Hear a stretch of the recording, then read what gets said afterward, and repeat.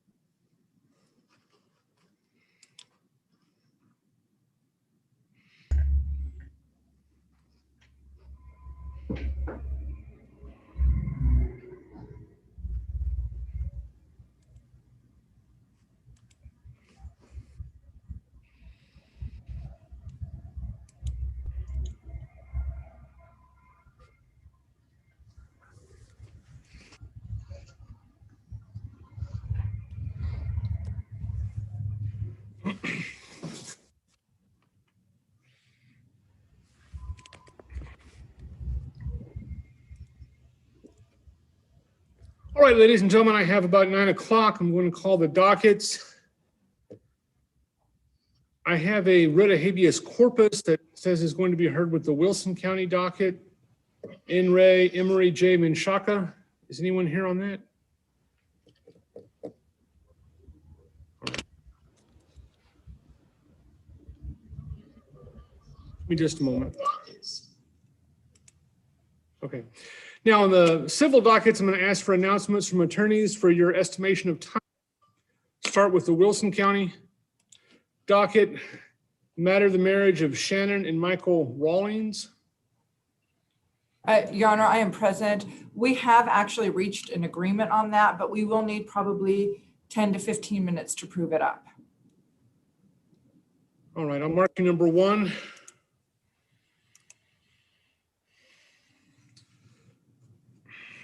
Give me a moment. Wendy Wagner and Stephen Golan versus Mendiola.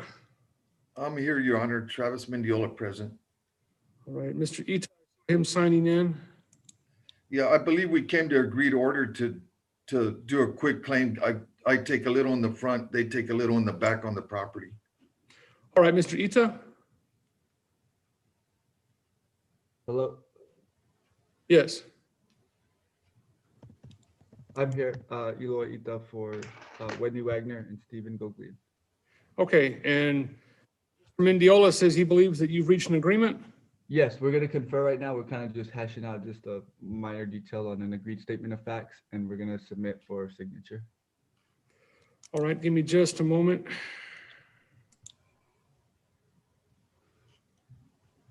And Judge, on that Mendiola case, the order to withdraw was never signed. So if I could upload that in chat so Mr. Mendiola can proceed on his own. Certainly. ma'am. All right, and I'm making Ms. Riley the host so that she can open up breakout rooms. So I'll mark you conferring. Matter of the marriage of Roy and Dina Mazak. Ready, Your Honor. Present, Your Honor. All right, how long? I guess Mr. Mink and I can confer. I believe we have agreed on a continuance to mediation, but we do still have the motion to sign temporary orders, but we were emailing back and forth a little bit last night. Yeah, but I didn't know that. Okay, all right, I will ask Ms. Riley to put you in a breakout room. And Judge, on that case, the correct cause number is the 20-06 cause number on the Mazak matter. Okay.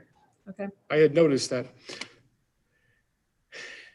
And that case with Menchaca, I believe that's going to be with Judge Ellison.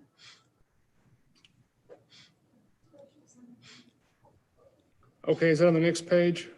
No, that's the one you announced earlier, Emery Menchaca. Okay. It's about a writ, I believe. Oh, yeah, the writ, I'm sorry. Yes, sir, but I believe Judge Ellison is hearing that. Okay, that's fine. I didn't see the DAs. It normally would be. It just, oh, I said with Wilson docket. Is there a Wilson criminal docket today too? Yes, sir. Yes, sir, there is. Okay, I thought it was with my docket. Excellent. Okay. Matter of the marriage of Giselle and Norman Carter. Judge, that case has been reset on request for grace. Matter of the marriage of Jordan and Rogelio Macias. Good morning, Your Honor. Anthony Bancroft for Jordan Macias. We'd like to have a breakout room. We might be able to come to an agreement.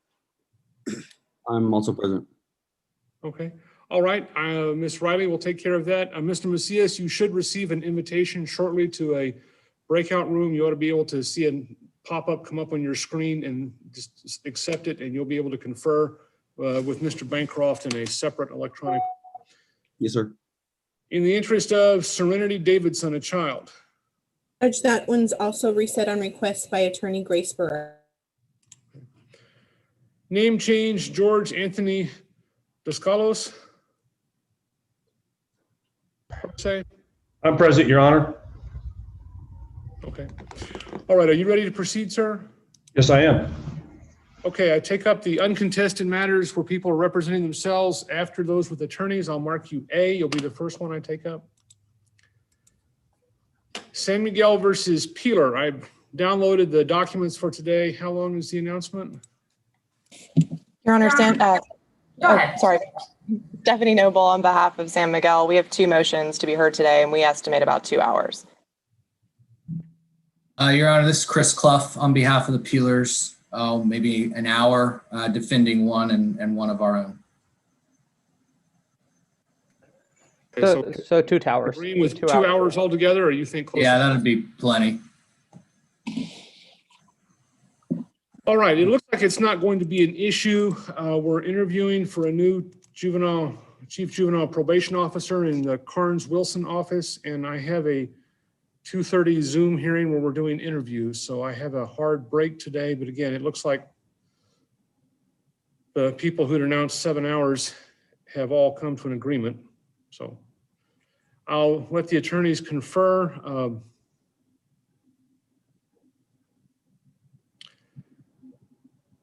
going to say 10:30 for Peeler. That'll give me an opportunity to read the documents. Great. Okay, all right, I'll see y'all at 2:30. Thank you. Thank you. The marriage of Rawlings? Yes, Your Honor. We have, Your Honor, agreed to the terms of the divorce, but we have also agreed, Your Honor, to a termination of parental rights for dad. And so we do need to put on some information for that. All right, and is Mr. Blair here? Mr. Blair is not here. He said he would be available by telephone or Zoom if we needed him, but he has signed off on the agreed order. He and his client both. Okay. Yes, I'd like him here. I don't know what the circumstances are. I can tell you that I am reluctant to create half an orphan in a SAPSR without very good cause to do so. And I understand, and I do believe we have some good cause, but I will definitely, if you'll give me 5 minutes, get Mr. Blair and tell him that he does need to be in the hearing. Okay, and I'm gonna grab the name change file. Thank you, Your Honor.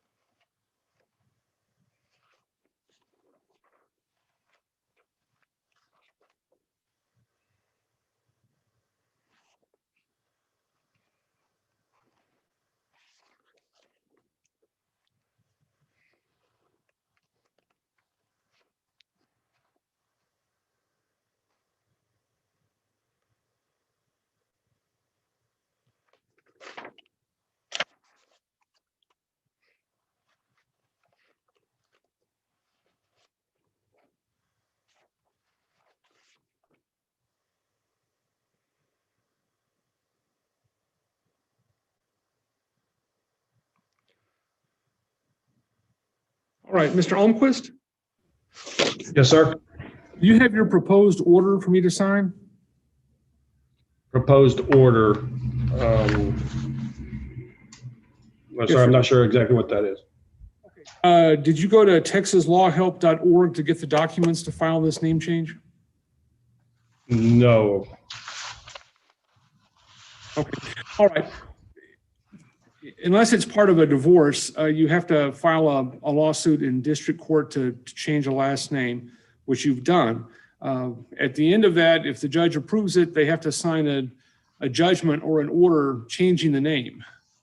And I have to have that before we can finalize this. Okay, no, I do believe I've got that. So I've got yes, I do have that document. I'm looking at it now. Okay. And do you, by any chance, have it filled out in an electronic format? No, sir, I'd have to scan it and email it. Okay, well, let me go ahead and prove this up. Do you solemnly swear or affirm the testimony you may give in the matter now on trial will be the truth, the whole truth, and nothing but the truth, so help you God? I do. Okay. All right. And presently, your legal name is George Anthony Descalos? Yes, sir. Okay. But you've gone by George Anthony Almquist, which is your stepfather's name since you were about 3 or 4 years old? That is correct.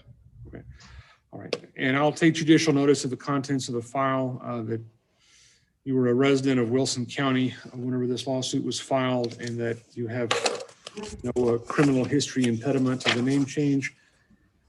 And I will grant it. What I'm going to ask you to do, sir, is that if you will get the order to the district clerk's office, I'll sign it. Now, do you have a scanner there where you are, or? Yes, I do. If you want to go ahead and fill it out and scan it or get it done, however, you're on a PC or a laptop, I take it? Yes, sir. Okay, down at the bottom of the screen, do you see an option called chat? Yes, I do. Okay. If you will get a PDF of the order and just go to chat and post it to me in chat, I'll receive it and then I can sign it and send it directly to the clerk's office. Okay.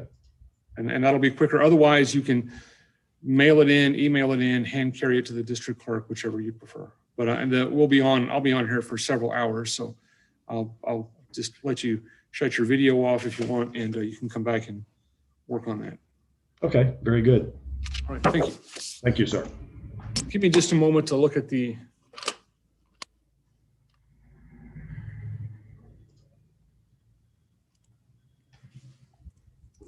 first case.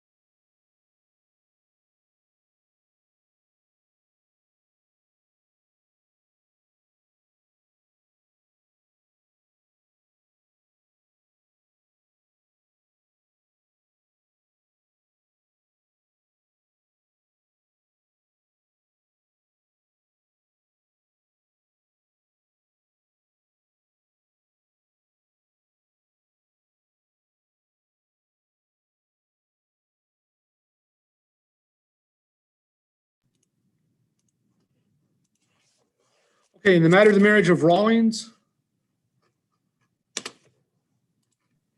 Yes, Your Honor, I'm here, and Mr. Blair, I believe, is on the line now too.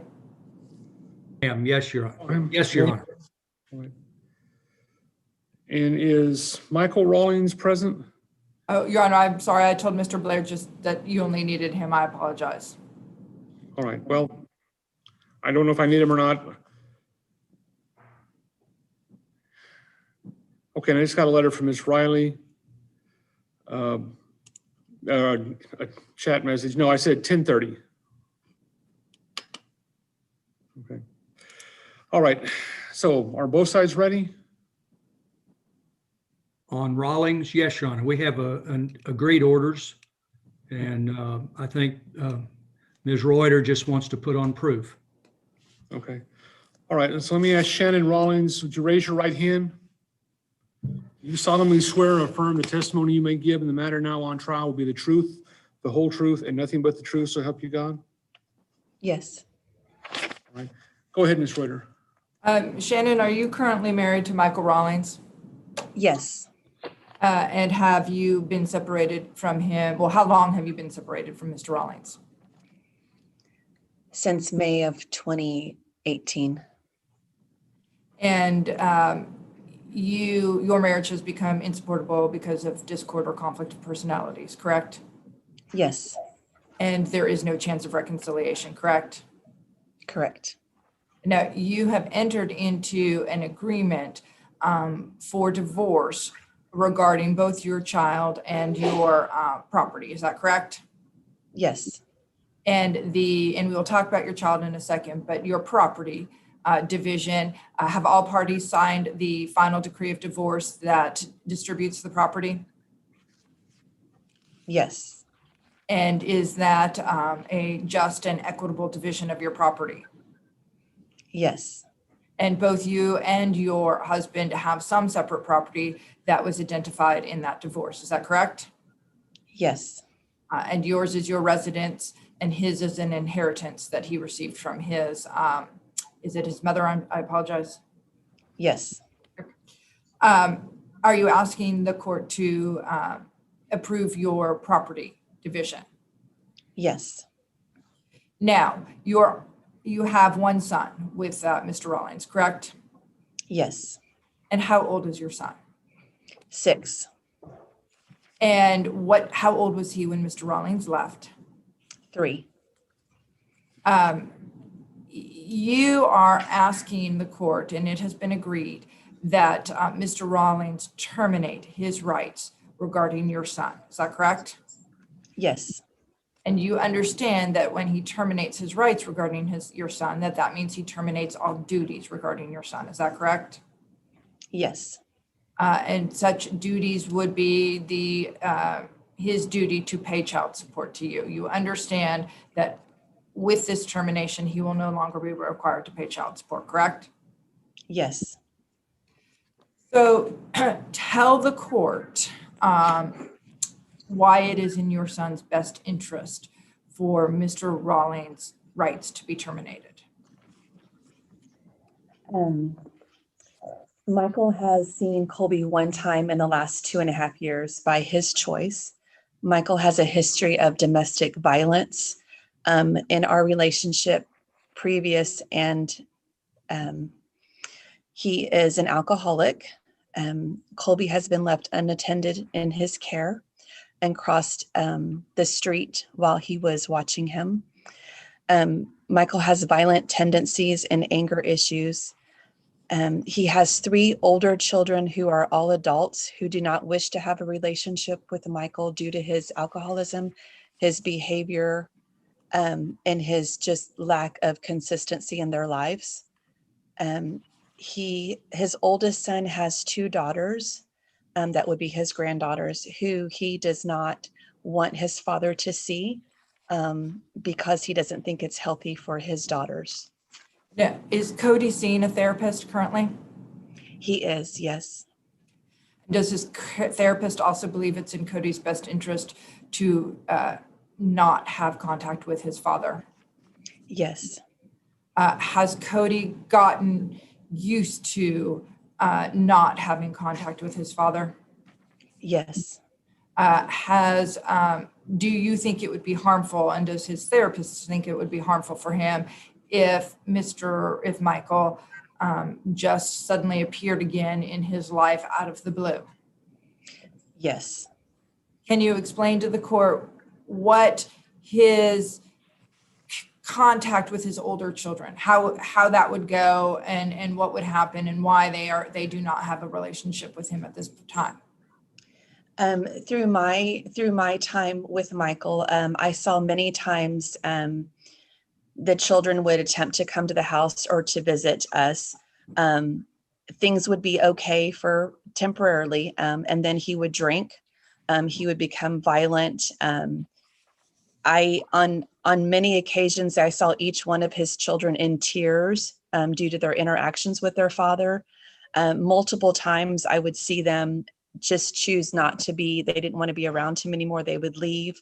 Sometimes several months later, he would reach out to them and they would try again. But this was a repeated pattern over and over again. Two of his children, his oldest daughter, who is 28, I believe, and his youngest son, who is 24, they at this time choose not to be in his life at all. His oldest son, who is 26, has off and on attempted a relationship with him. But at this time, he feels that that relationship is just too difficult to have at this time. His son and I have a relationship, and I see the two granddaughters, and he has expressed to me his desire not to have Michael in their lives anymore. He thinks it's damaging to them and unhealthy based on his own experience. He said he doesn't want his daughters to go through what he went through. He also doesn't want his brother Colby to go through what he went through. So he's also been somebody that has encouraged this The termination. Termination, yes. Is this a decision that you've made lightly? No, ma'am, not at all. And as Colby's mother, do you believe that you are able to make determinations that are in his best interest? Yes, ma'am. And do you believe that this decision to terminate his father's rights are in his best interest? Yes, ma'am. Your Honor, would you like me to ask additional information, or do you need anything else from my client? There are a number of photographs of a ill-kept house and yard that are attached to a motion. What are those photographs of, ma'am? Those are things that Michael damaged during arguments and disagreements. I began, after a period of time, I began to start documenting it just so that I would have proof somewhere down the line if I needed it. I didn't take them the whole time, just kind of towards the end of different things that he would do when he would get angry. Okay. All right, Mr. Blair. Your Honor.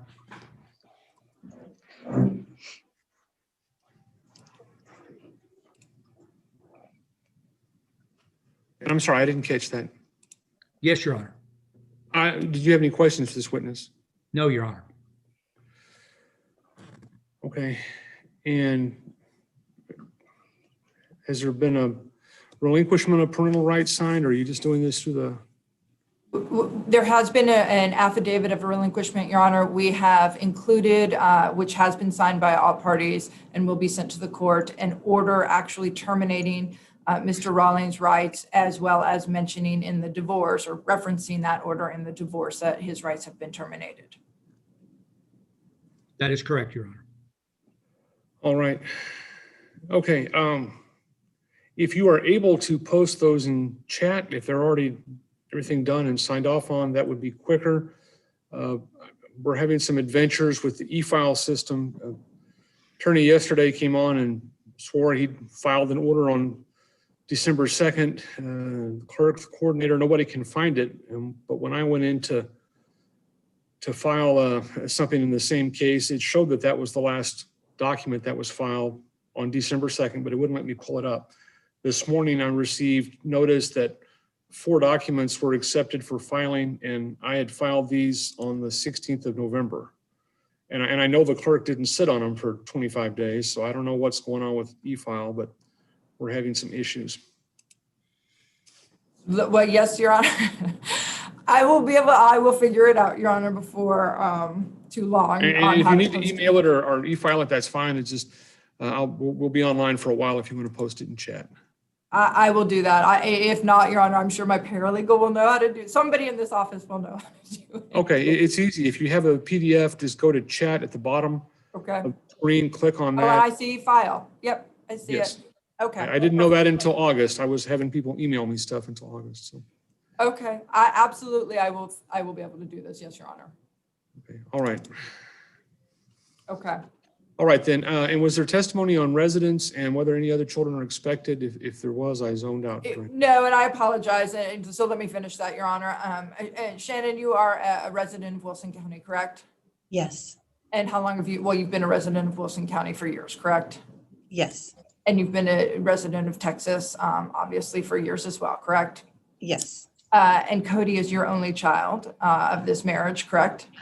Yes. And there are no other children expected? No.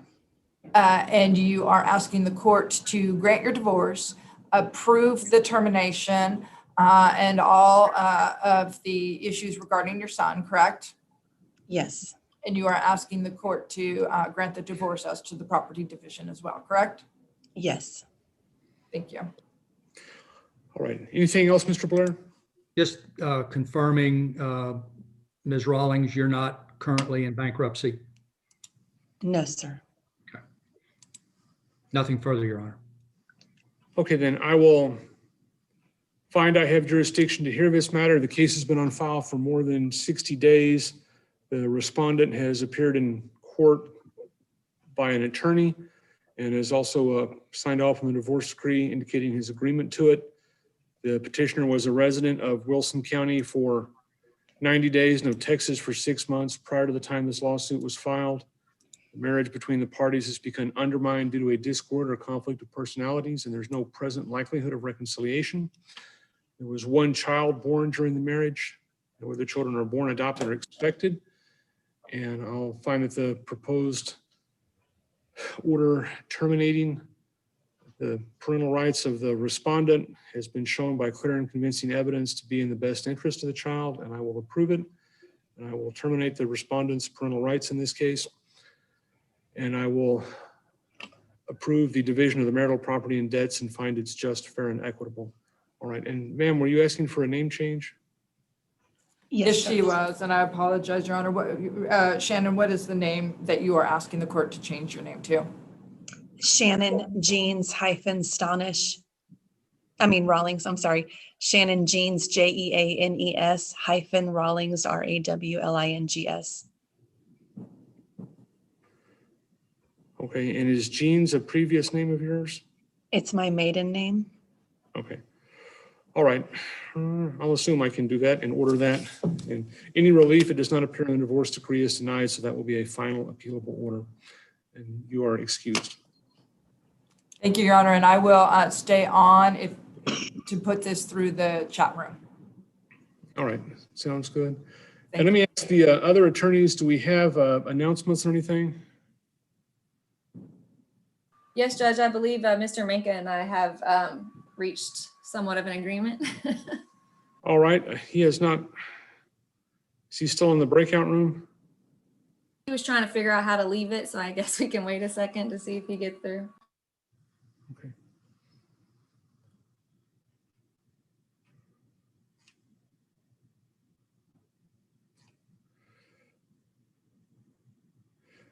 Ms. Riley, I did say 2:30, but that was not for when the Peeler attorneys come back. I said that we have the job interviews at 2:30, and so I have a hard deadline of 2:30.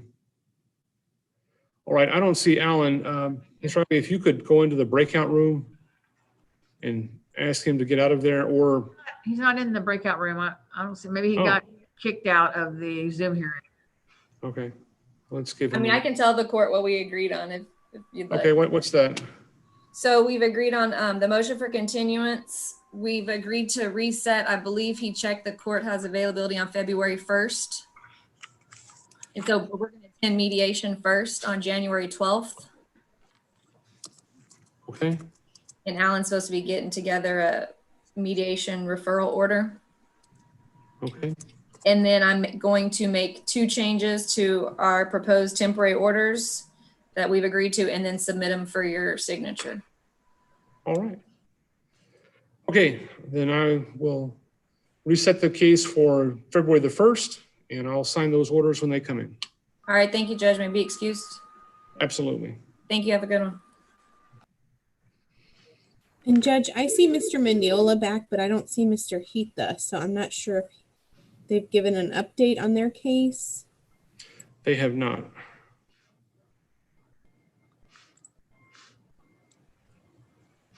Is Ms. Riley, is Mr. Ita still in the breakout room? No, sir. I'm not sure where I didn't have them in a breakout room, actually.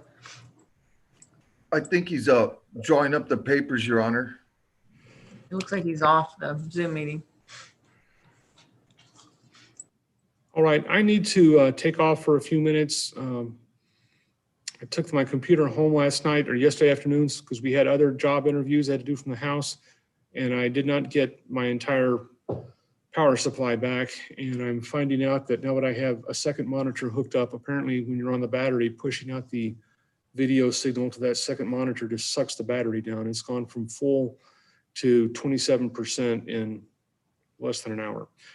So I will be back in just a few minutes, and we'll get a report from Mr. Mendiola and Mr. Ita, and then we'll pick up on Peeler at 10:30. Thank you, Your Honor.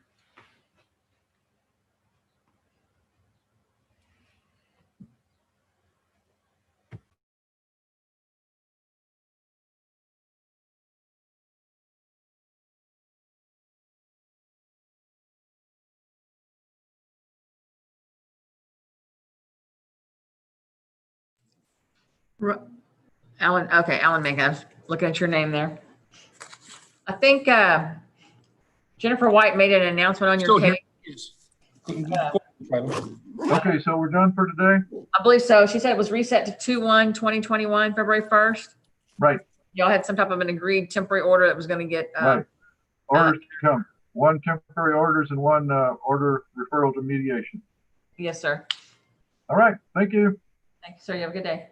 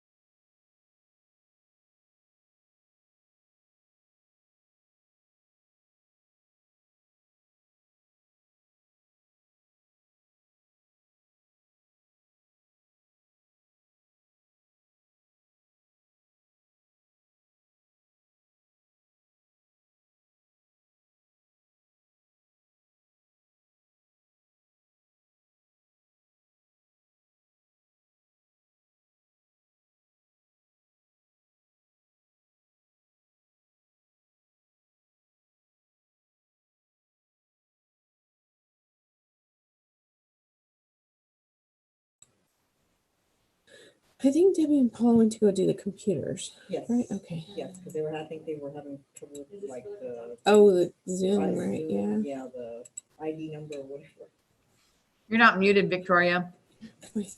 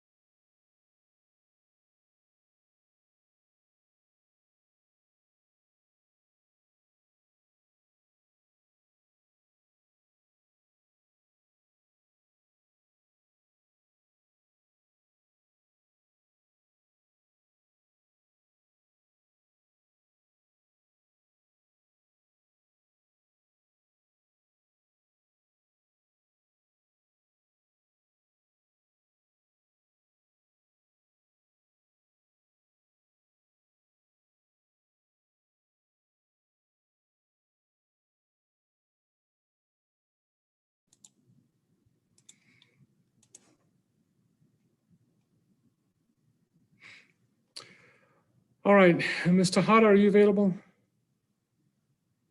Yes, Judge, You're muted, though. I'm available. Can you hear me, Judge? Okay, you're not muted. Your microphone just isn't working. I can hear her fine, Judge. Can you hear me? This is Lori. Anyhow, I was just calling to, or not calling, wanting to say, Mr. Tomquist sent me his proposed order. And it is corrupt. I cannot open it. So whenever he calls wondering where his signed order is, tell him that I need another copy of it, that the copy he sent over was corrupt. I don't think it's his end. This happens once or twice a week with Zoom, that by the time it comes through the Zoom system, it will not open up. I've tried it with Acrobat and with Acrobat Reader, and it won't open up. Okay, Judge.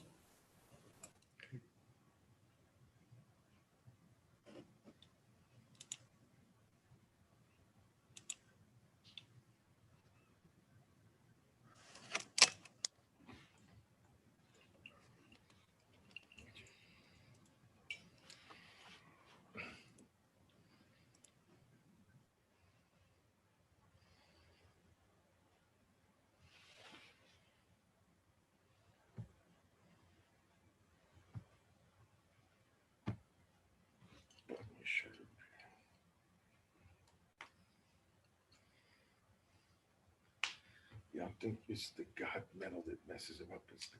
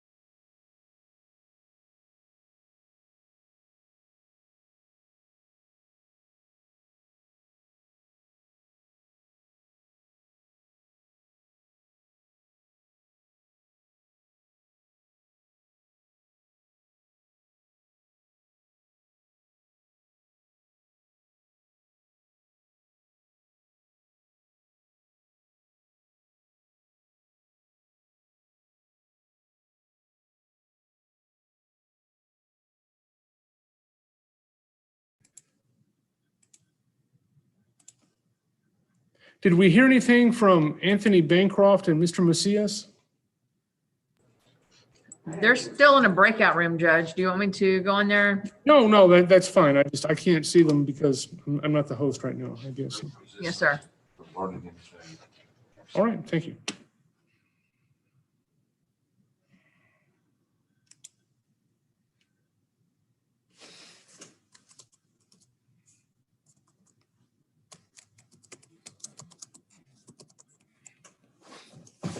Your Honor, Yes. Anthony Bancroft, may I approach, or are you in the middle of something? No, go ahead. Your Honor, with respect to the Macias divorce, we have reached an agreement. I would like to read it into the record and seek the court's approval. Okay, go ahead. Your Honor, in the matter of the marriage of Jordan Faye Macias and Rogelio Andres Macias, and in the interest of their children, clause number Charlie Victor Whiskey 200-00608, the parties have reached the following agreement. With respect to the children, Your Honor, the parties shall be named joint managing conservator. Mom will have the exclusive right to determine the residence, as well as the exclusive right to determine where the kiddos go to school. Mom is granted the exclusive right for medical decisions subject to conference with dad. Child support has been agreed upon at $625 per month. Dad will continue to cover the children on his medical and dental insurance and has received the credit for that. The uninsured, unreimbursed medical expenses are to be split 50-50 between the parties, and the child support payments shall be paid through the Texas Attorney General's office. With respect to the property, Your Honor, the parties have agreed that any property presently in their possession shall remain their sole property and in their possession. The hard drive that the father possesses with the family photos, as well as mother's intellectual property and personal work, is going to be duplicated within the next 48 hours. Any bank accounts the parties have are to be in their separate names and awarded to all contents to them. All credit debt in father's name is awarded to him 100%. All credit debt in mother's name is awarded to her 100%. If Miss Jordan Macias does have outstanding medical bills, which are awarded to her 100%. Father is awarded the 2014 Hyundai Elantra in his sole name, subject to any debt and insurance requirements. Mother is awarded in her sole name the 2016 Dodge Journey, subject to any credit, debt remaining, and insurance requirements.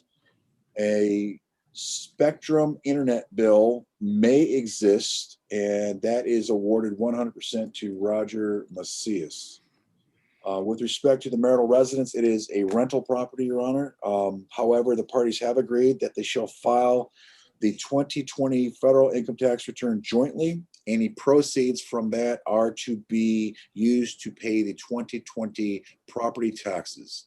If any amount remains thereafter, it is to be split 50-50. If there is a deficiency in the tax return, meaning that it doesn't cover the property taxes, that it shall be split 50-50 to the parties, and the parties have agreed that if that occurs, they will pay their portion within 30 days to the Wilson County Property Tax Office, and this is subject to contempt if they refuse or fail to do so.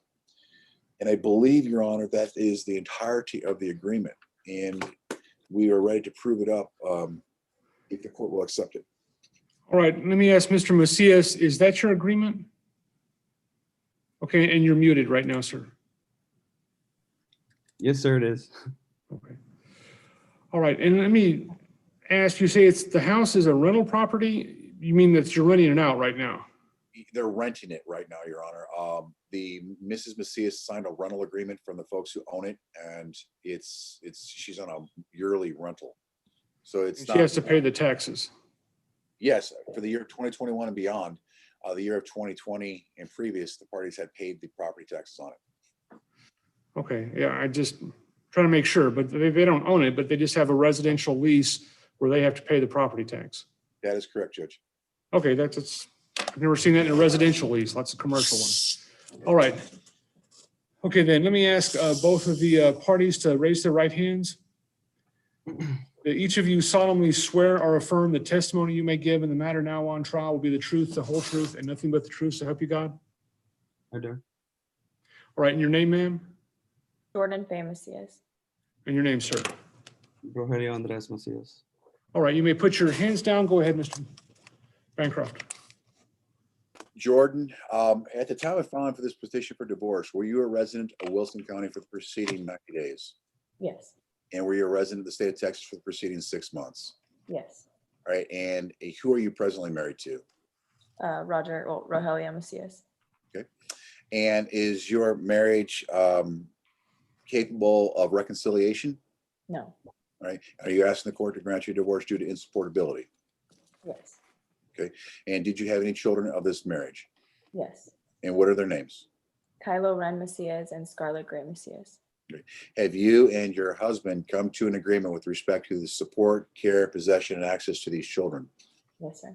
Do you believe that that agreement is in the best interest of the children? Yes, sir. Okay. With respect to the marital property, have you and your husband come to an agreement with respect to the division of the marital debt as well as the marital assets? Yes.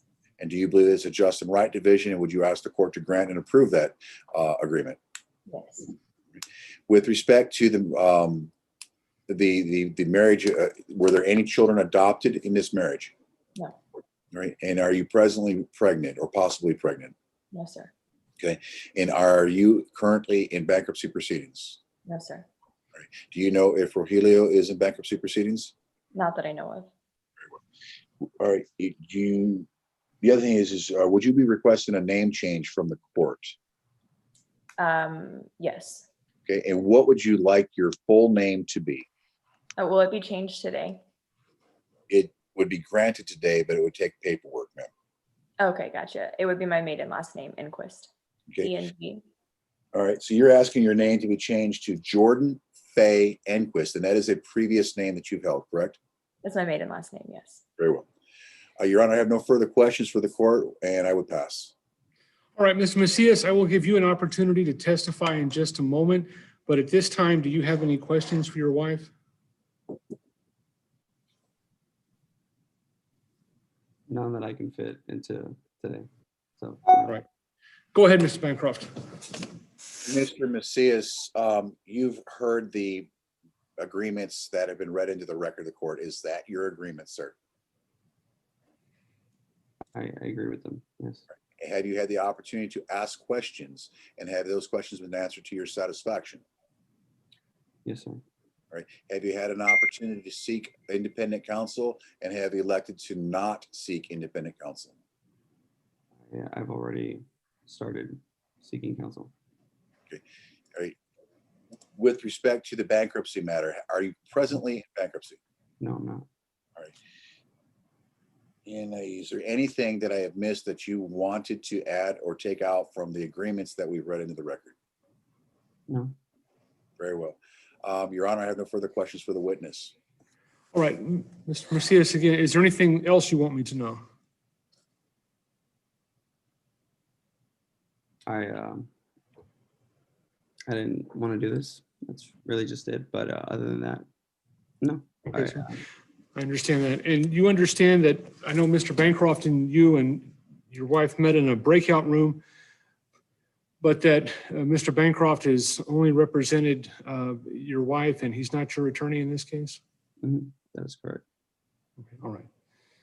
Okay, and anything else, Mr. Bancroft? No, Your Honor, I rest and stand to close. Okay. How long will you need to get this typed up? Your Honor, we've actually almost mirrored the temporary orders, so probably about a week or two. Okay. All right. Well, and we've only got court for a few more days this week, so I will set this for an order for entry date on January the 6th. And Mr. Macias, what that means is that we'll pronounce the divorce in just a minute, but it still has to be reduced to writing. Okay, Mr. Bancroft is going to work on doing that. He's going to send you a document that is called a final decree of divorce. If you read that over and you agree that the document he has produced is what you've agreed to, if you will just sign it and return it to him, or at least return the signature page to him, he will file that with the court and nobody needs to be here on January the 6th.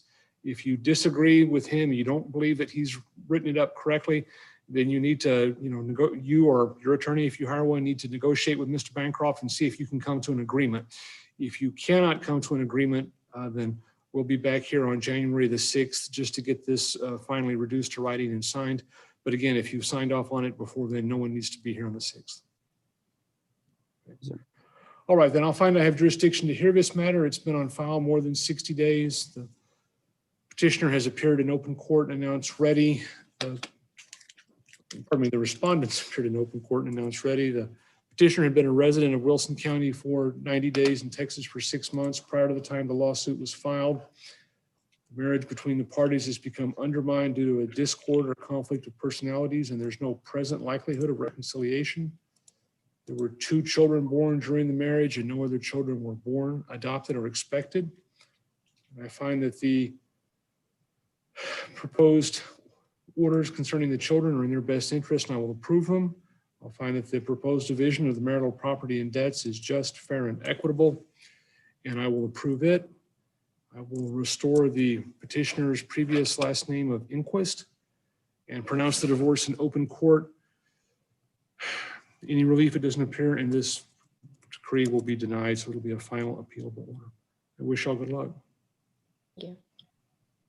All right, Judge, thank you very much. May I be excused from your court, Your Honor? Yes, sir. You're all excused. Thank you. Thank you.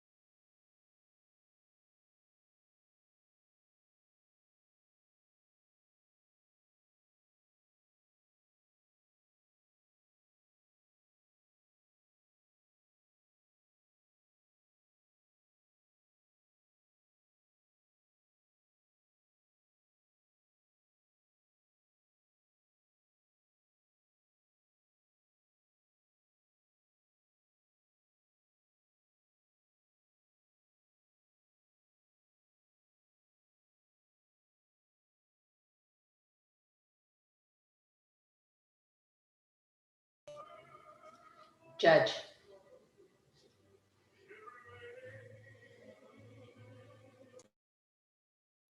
Yes. Is the only one left the peelers? Yes, we're still waiting for an order possibly in Ms. Reuter's case, but the only thing that we have a hearing on left is the peelers. Okay, can I open up a new file I'm not sure from what the that, docket? I'm gonna close out the docket file and open up in a new file with the peelers. oh, Is that okay? that's fine. Yeah, I'm not even sure what that means, but whatever you need to do, go ahead. Okay, Mr. thanks. Keitha said he was going to come back on with an order, just so you know. All right, excellent. Thank you.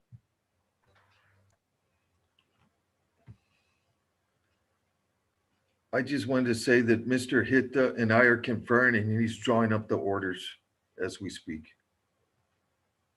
To whom it may concern. All right, thank you, sir. Thank you.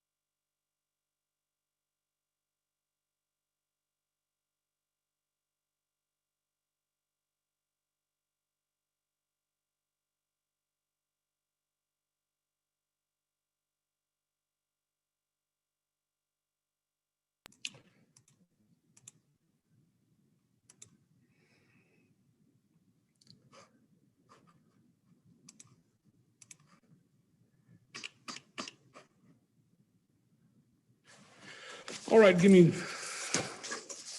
I need to grab something to write on.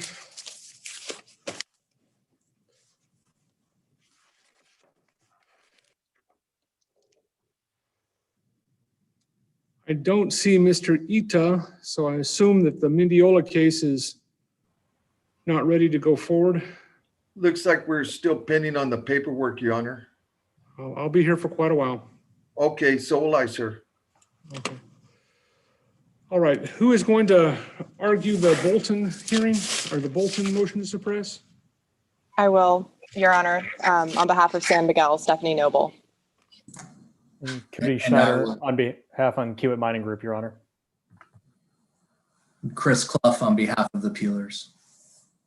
Roger Kirstein on behalf of Steck, Your Honor. But I don't anticipate arguing.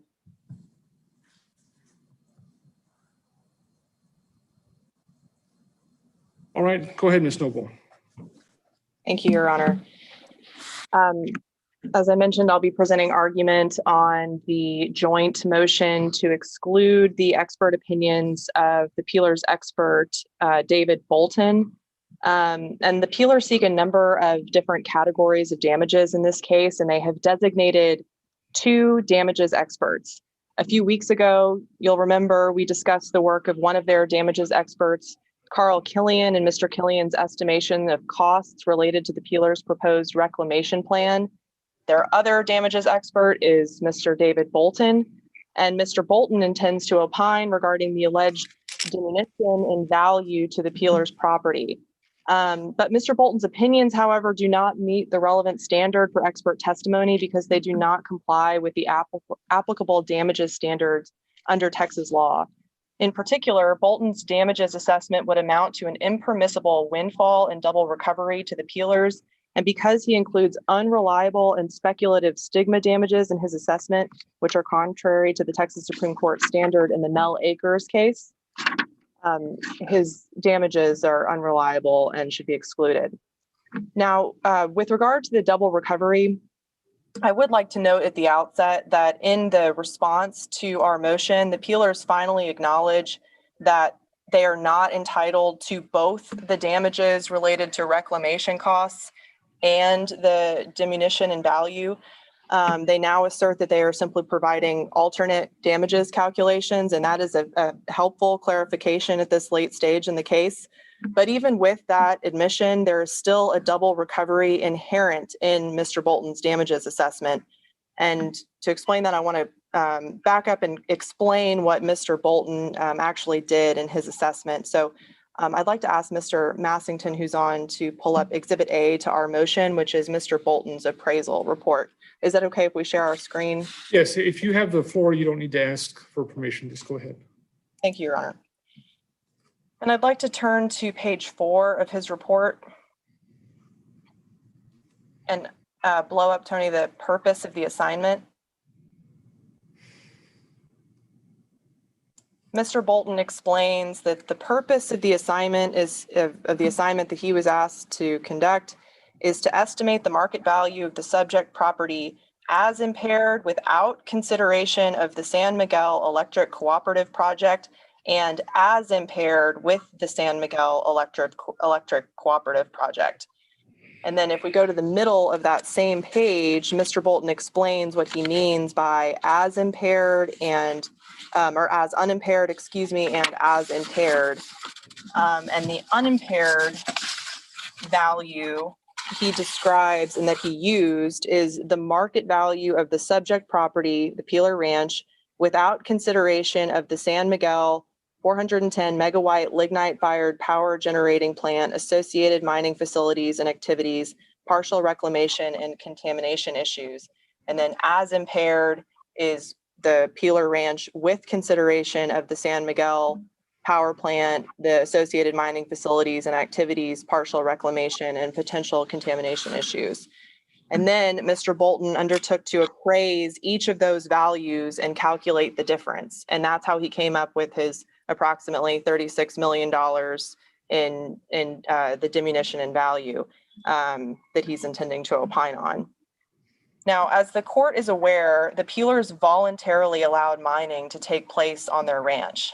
This case isn't about the Peelers' complaints that they were somehow improperly induced into agreeing to allow mining on their property. The Peelers also voluntarily agreed to become neighbors to San Miguel's power plant. These are undisputed facts. And the Peelers have been paid millions of dollars as a result of these agreements. But as shown on the very face of Bolton's report, as we just saw, included in his estimate is any diminution in value attributable to the very fact that mining occurred on the property and the fact that the Peelers ranch neighbors a power plant.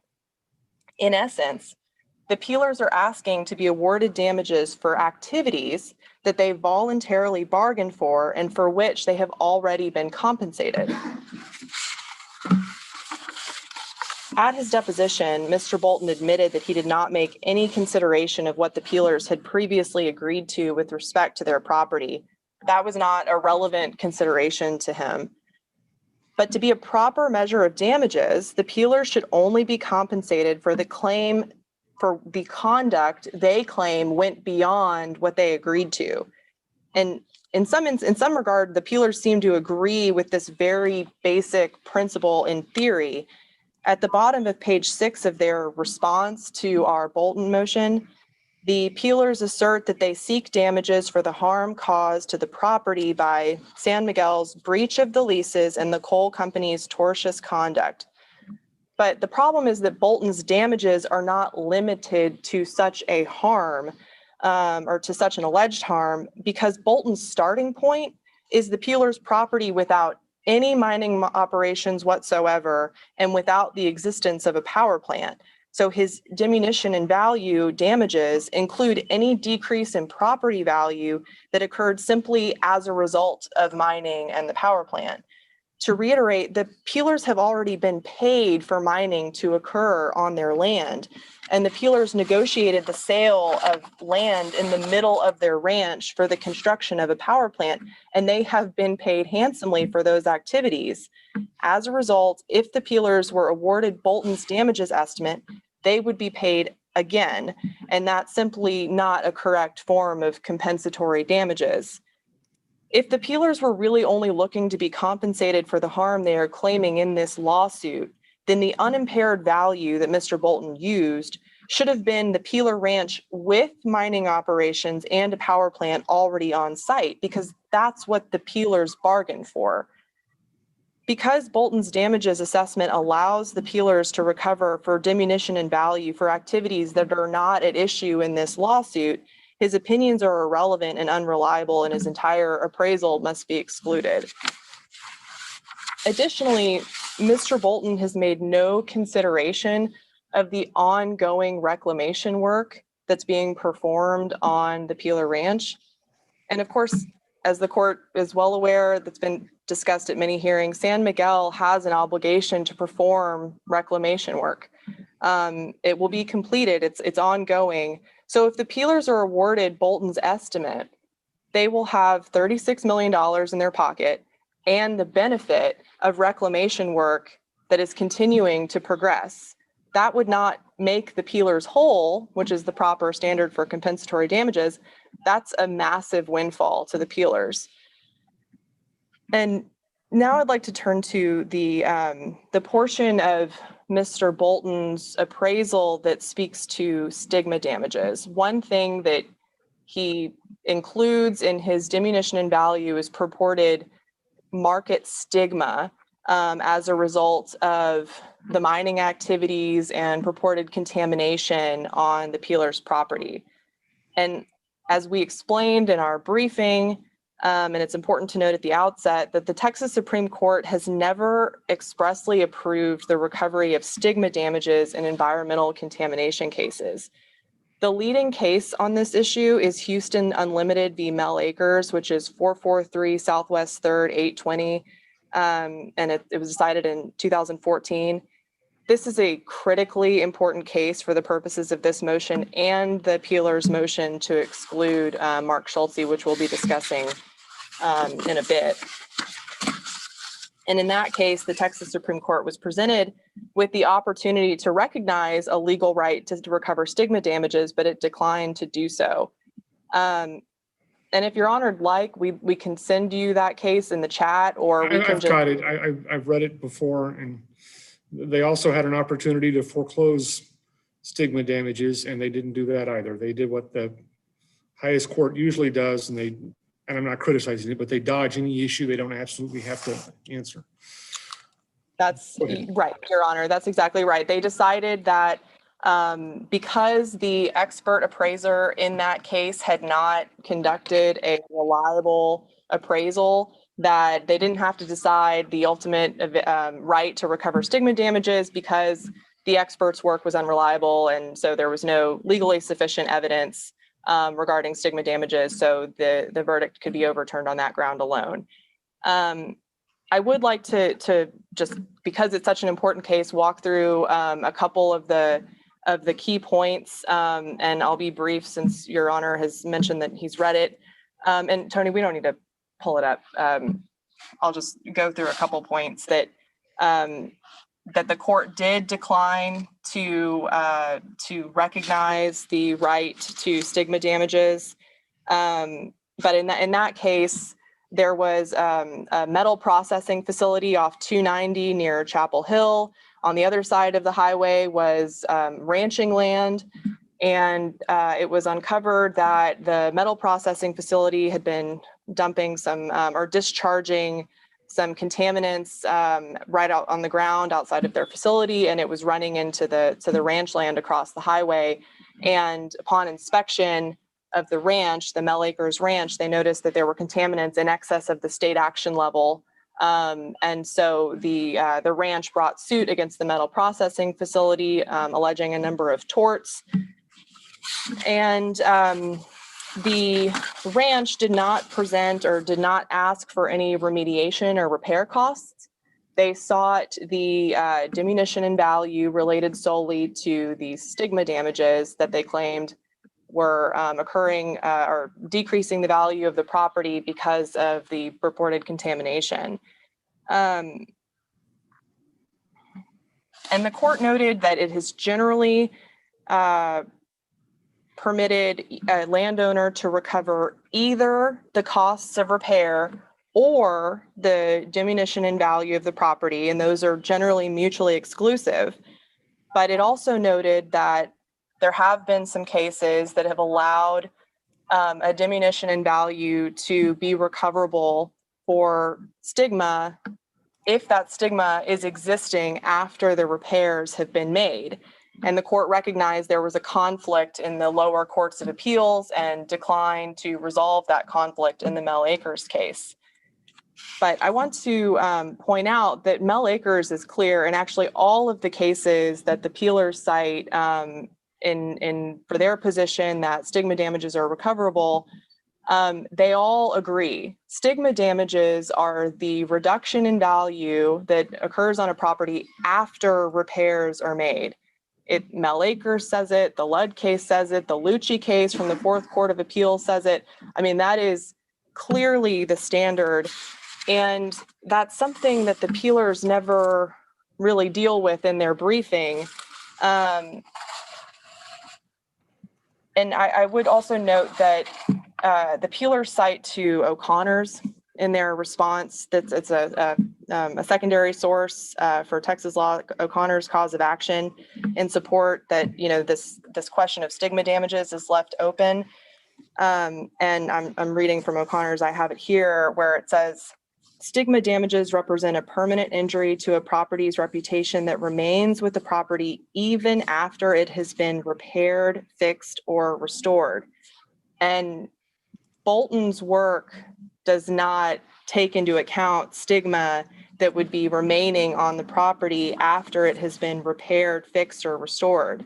He's imposing stigma as it is right now in a state of ongoing reclamation, and that's just clearly not the correct standard under Mel Acres or the Terminix v. Lucci case under the fourth from the San Antonio Court of Appeals, the Ludd case, and all of the stigma cases that the Peelers cite in their briefing. But to the point and to the part in Mel Acres regarding the court's analysis of what the expert the expert appraiser there actually did. They took issue with the fact that the appraiser didn't identify that any purported stigma for the comparison properties that she considered were attributable specifically to the contamination at issue, or whether, and the court said that she didn't properly exclude other possible causes for diminution in value. And that's what we have here. Mr. Bolton, and as the peelers recognize in their response to our motion, Mr. Bolton has not used any comparable sales relating to formerly lignite mine properties. He wasn't able to find any. He didn't include any in his comparable or in his sales comparison approach. But what he does do is in his deposition, he referenced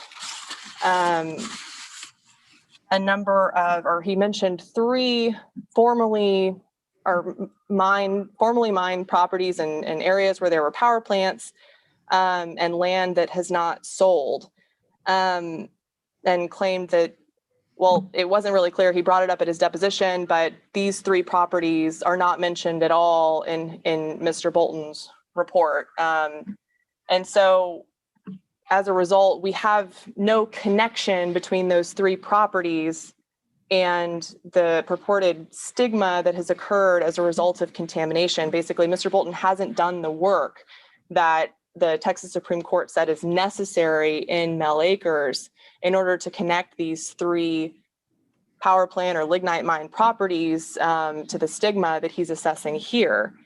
And the peelers seem to recognize that problem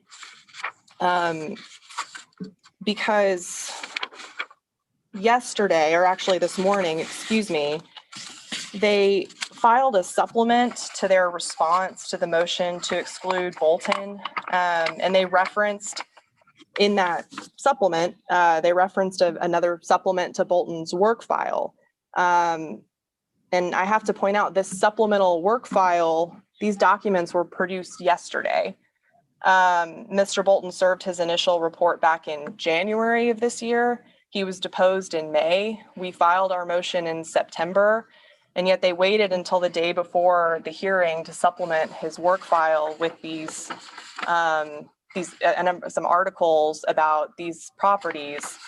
So I have to say, as a preliminary matter, we object to any attempt by the peelers to introduce these documents today in response to our motion. These articles constitute hearsay and were produced well after every conceivable applicable deadline. But second, these properties cannot be used in an attempt to value purported stigma, because Bolton admitted at his deposition that these properties have not been reclaimed. So as we discussed earlier, stigma damages, only attach after the repairs have been made. So if Mr. Bolton is intending to use these properties to support his stigma damages opinion here, there's not a proper connection, because stigma damages couldn't have attached to those properties, because as a matter of law, stigma damages only attach after the repairs have been conducted. So what we have here is just as the Mel Acres court described, Bolton's purported stigma damages fall into the bucket of conjecture, guess, or speculation that renders expert testimony inadmissible. And for these reasons and those discussed in our motion, Bolton's opinions are unreliable, irrelevant, and would not aid the jury, and we ask the court to exclude his testimony from trial. Thank you. Okay. Is it Clow? It's Clough, like rough. And Your Honor, if I may argue on behalf of Kiewit Mining Group. Oh, I'm sorry, go ahead. That's a joint motion. I'll share my screen. With respect to the motion to exclude Bolton, first off, I want to adopt everything that Ms. Noble just argued and just add on to that or emphasize certain arguments that Ms. Noble argued with respect to this motion to exclude Bolton. First off, I want to emphasize the number that we're talking about here. We're talking about nearly $37 million. $37 million that the peelers are asking for as relating to alleged stigma damages.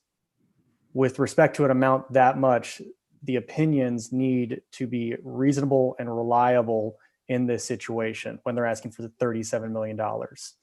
And the summary of this argument will essentially break down to the southern portion appraised by Mr. Bolton, which he provided a zero value analysis. And with zero analysis to really reach that conclusion, the northern portion appraisal, which Mr. Bolton is seeking or asserting stigma damages for, Mr. Bolton uses a faulty stigma damage evaluation, similar to the one that was excluded by the Texas Supreme Court in Mel Acres.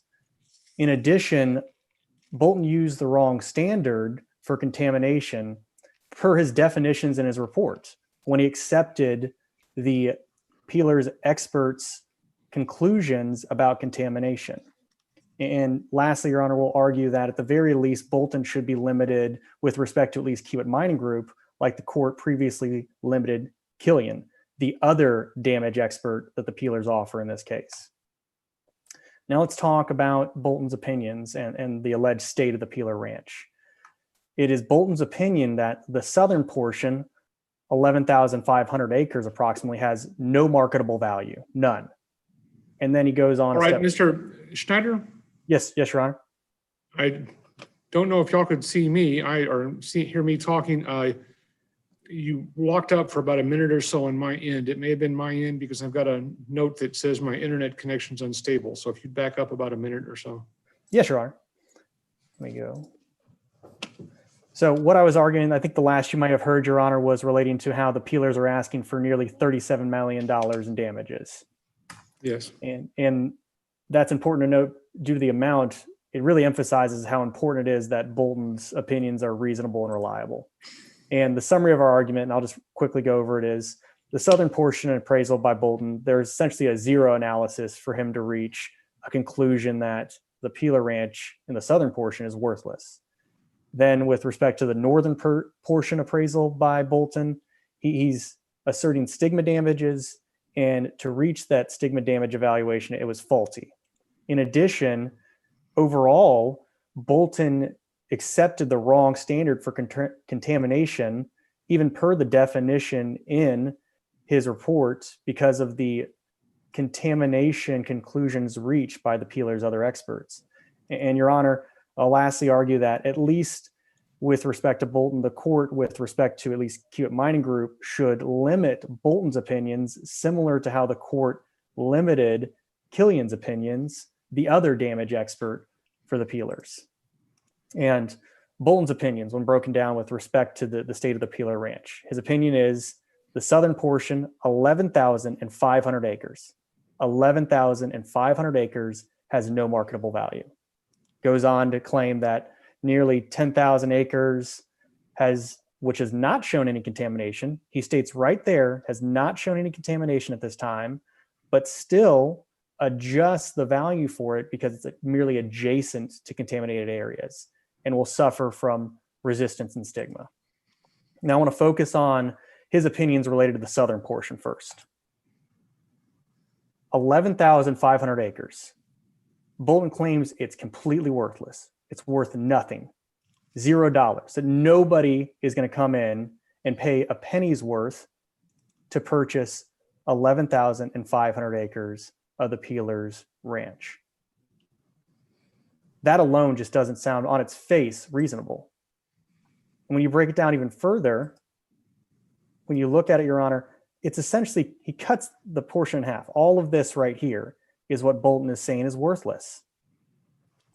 And how does he reach these conclusions? He doesn't really provide an analysis for it or conclusions for it. He basically just lumps it in and says, well, the southern portion of the Peeler Ranch is similar to this Class X designation.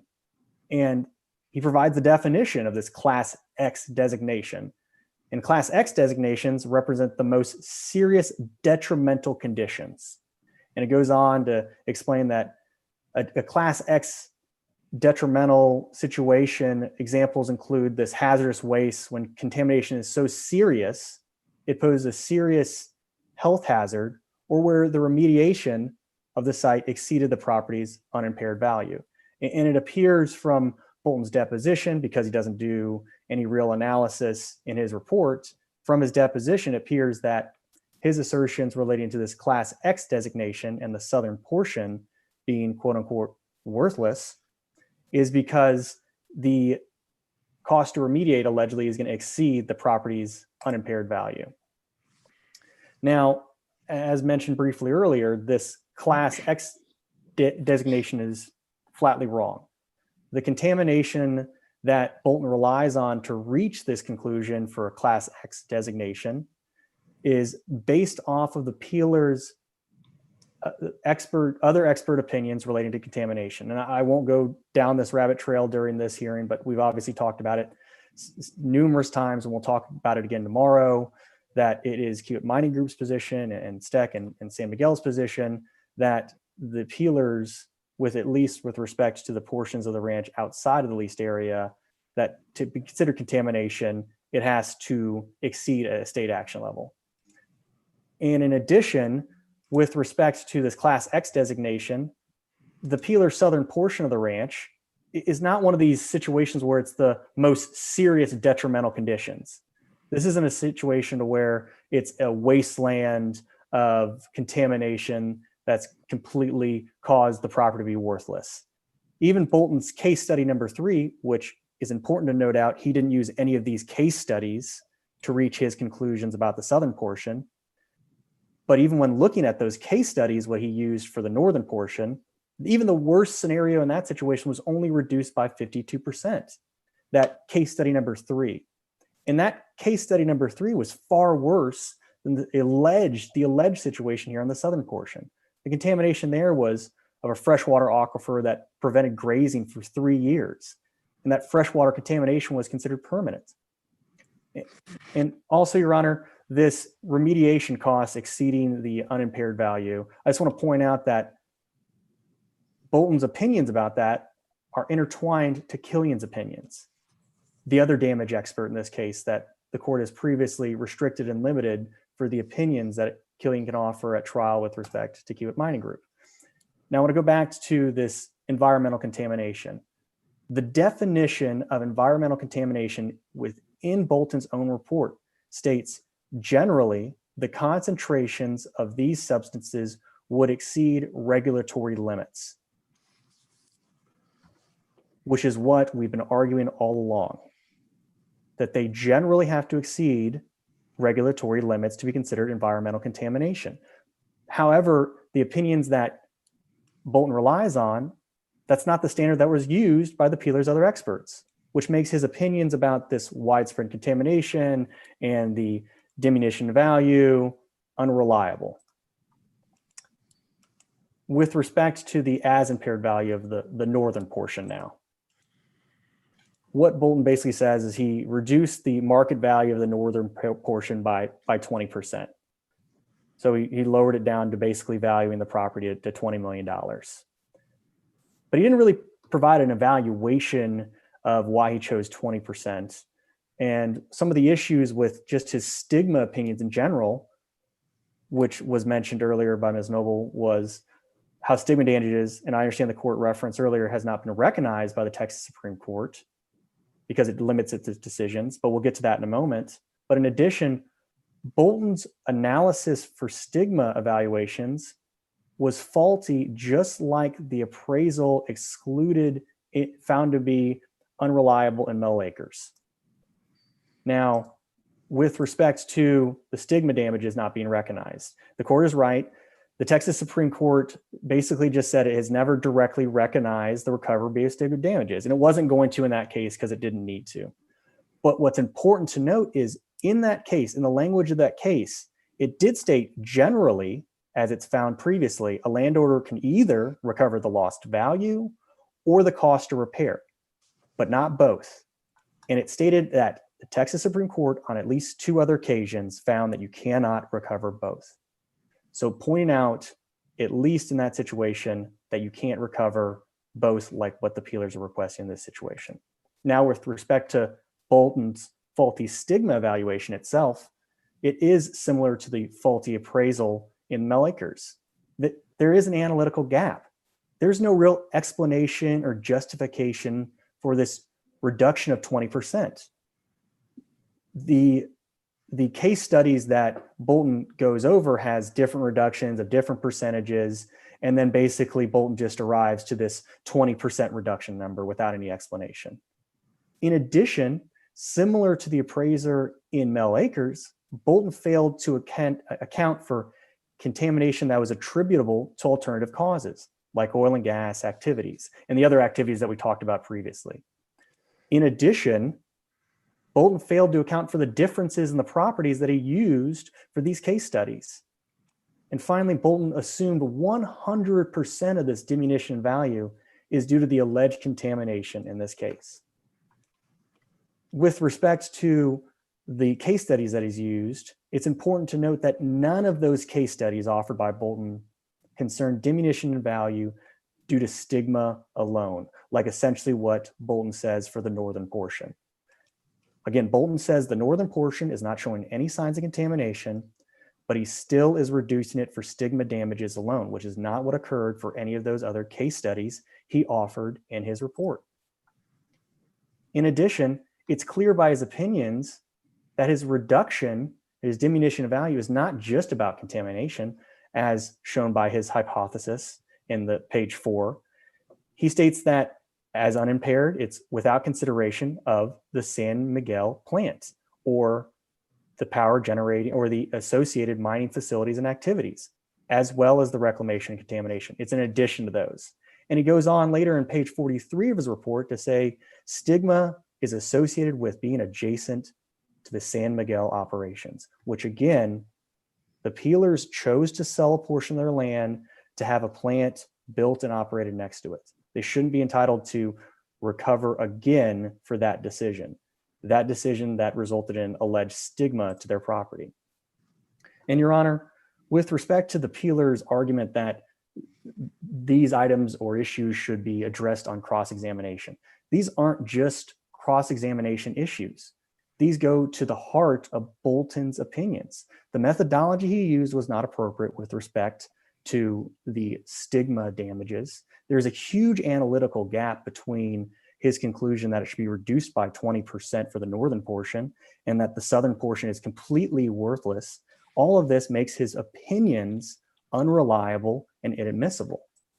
In addition, with respect to the Peelers' argument with Schultz that we'll talk about in greater detail during the next hearing, although we do not agree that stigma damages are available, Schultz's opinions were offered in this case discussing stigma damages to rebut Bolton. This does not equate to a concession that the Peelers can recover stigma damages.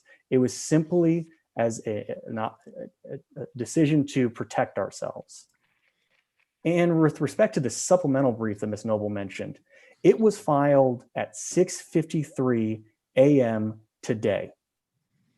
We wholeheartedly object to this last hour filing by the Peelers. And it's clear that this supplemental brief filing was just merely used to attach the documents that they previously didn't attach, probably because they only produced those documents for the first time yesterday. Notably, none of this material was used by Bolton to form his appraisal opinions. Moreover, the news articles that are referenced but not really attached to this supplemental brief are not reasonable for an appraisal expert to use to reach a conclusion, nor is it the type of material typically relied on. Moreover, these type of news articles are just like the listing prices that aren't reliable that the Peelers reference in their supplemental brief. Finally, Your Honor, I just want to bring it back around to Kiewit's involvement and background in this case. As this court is well aware, the operations on the mine started in the 1980s. Kiewit Mining Group was the third contract mining operator who just arrived on January 2011, left July 2020. It was not the permit holder, it's not the mine owner, it's not the plant owner, and it's never been a party to any of the lease with the Peelers. And why are we bringing back up this background? It's because of Killian. This court recognized because of those reasons, Killian, the other damage expert relating to remediation of this case, should be limited with respect to Kiewit Mining Group. And this court should, with respect to Bolton, at least limit Bolton's opinions similar to how the court recognized Killian's opinion should be limited, as it did on its order on November 11th, 2020, granting that the cost for remediation, any element damages arising prior to January 2011 should not be offered against Kiewit Mining Group. And it's for these reasons, Your Honor, that we ask for Bolton's opinions to be excluded, or at the very least, a limiting instruction be offered with respect to Bolton's opinions. Thank you, Your Honor.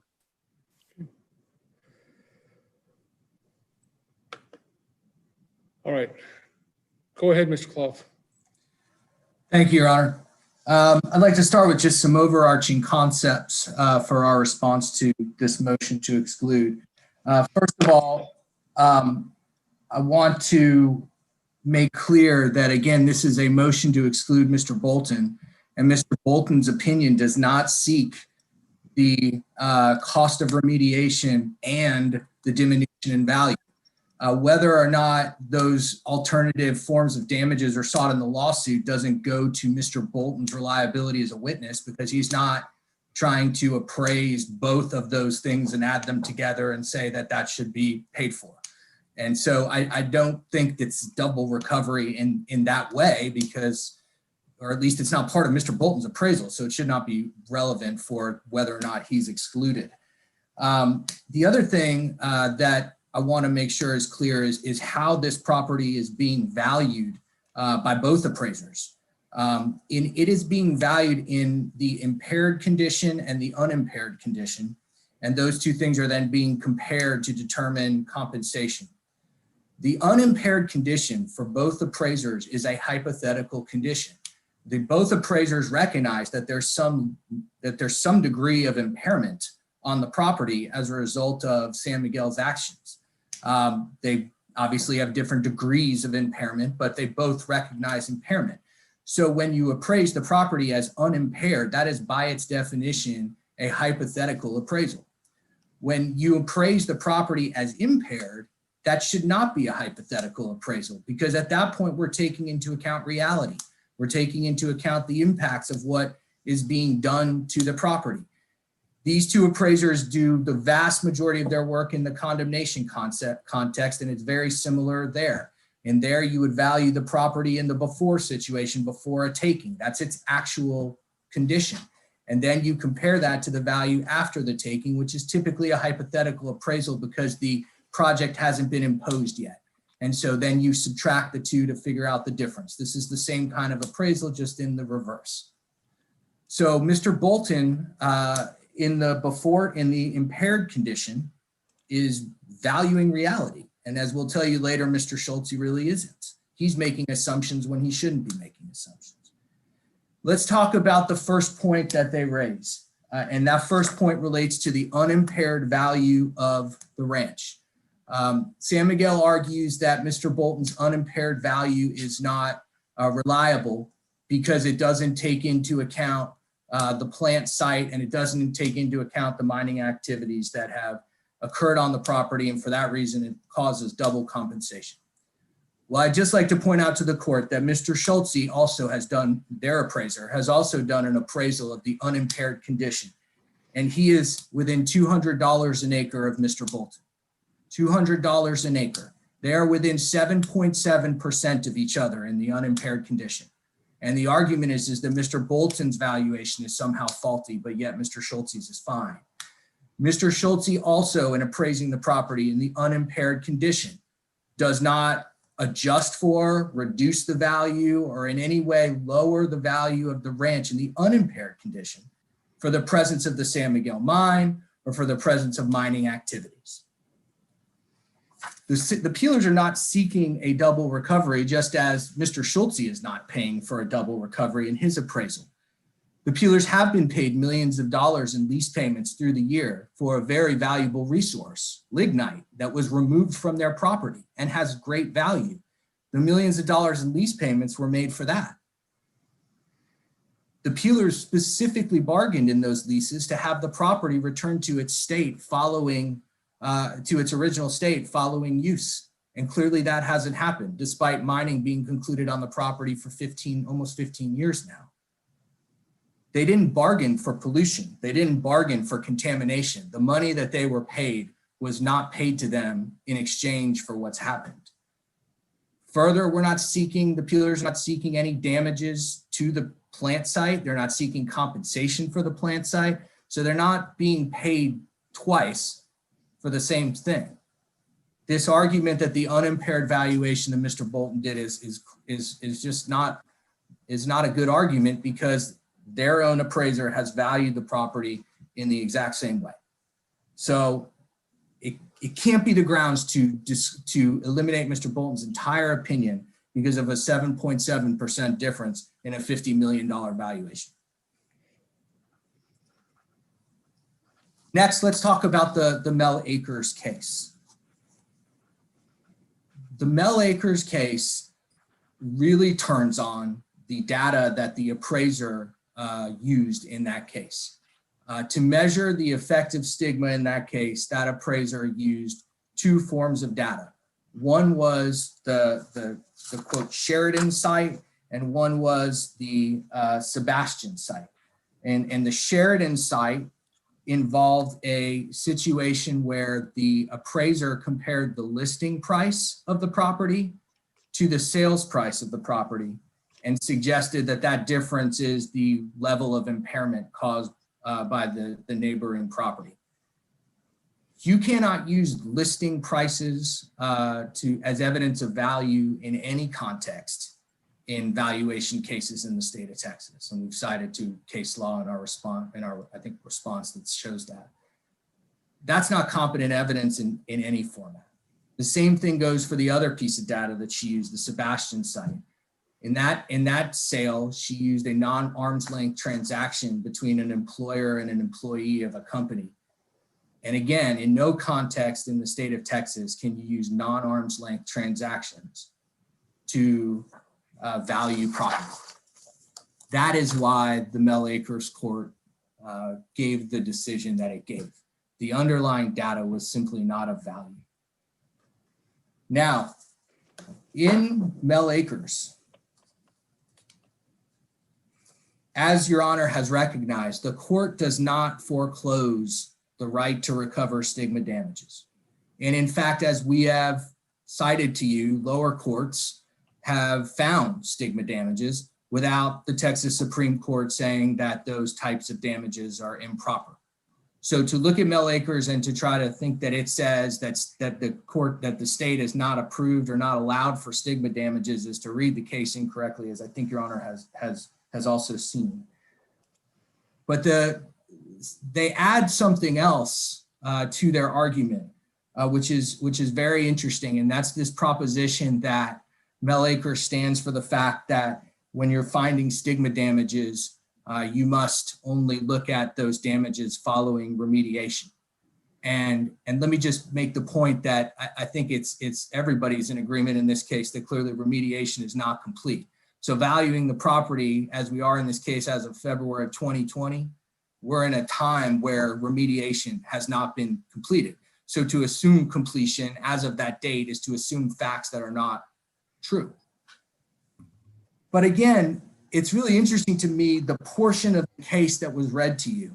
It was read to you that, that the two remedies of repair and damage to the property are mutually exclusive. So a landowner can recover lost fair market or the cost to repair, but not both. That was the portion of the case read to you. And it's under page 826 of the case, and it's cited to in their materials. The court goes on, though, to say, we have acknowledged that in Texas, courts may be able to allow for both the cost to repair and the reduction in market value. And then it cites to the Ludd case, the Lucci case, the Woodruff case, which are all the cases that we cited to in our response that go to the ability to recover stigma damages in Texas. But what's really important when you read that whole paragraph is to note that in all those cases, the valuation sought both the cost to remediate and the diminution in market value.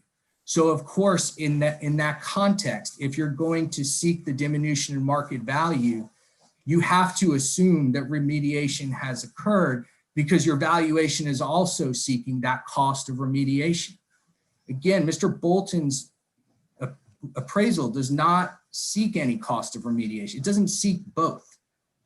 So you shouldn't make an assumption that something that hasn't happened has happened, that the remediation of this property has been completed, if you're not both seeking stigma damages and seeking the cost to restore. And I really hope the court reads the paragraphs on page 826 in Mel Akers that follow the paragraph that was cited, because I think it seriously undermines the argument that as a matter of law to recover stigma damages, the appraiser must assume remediation of the property, which was a statement made in the argument just now.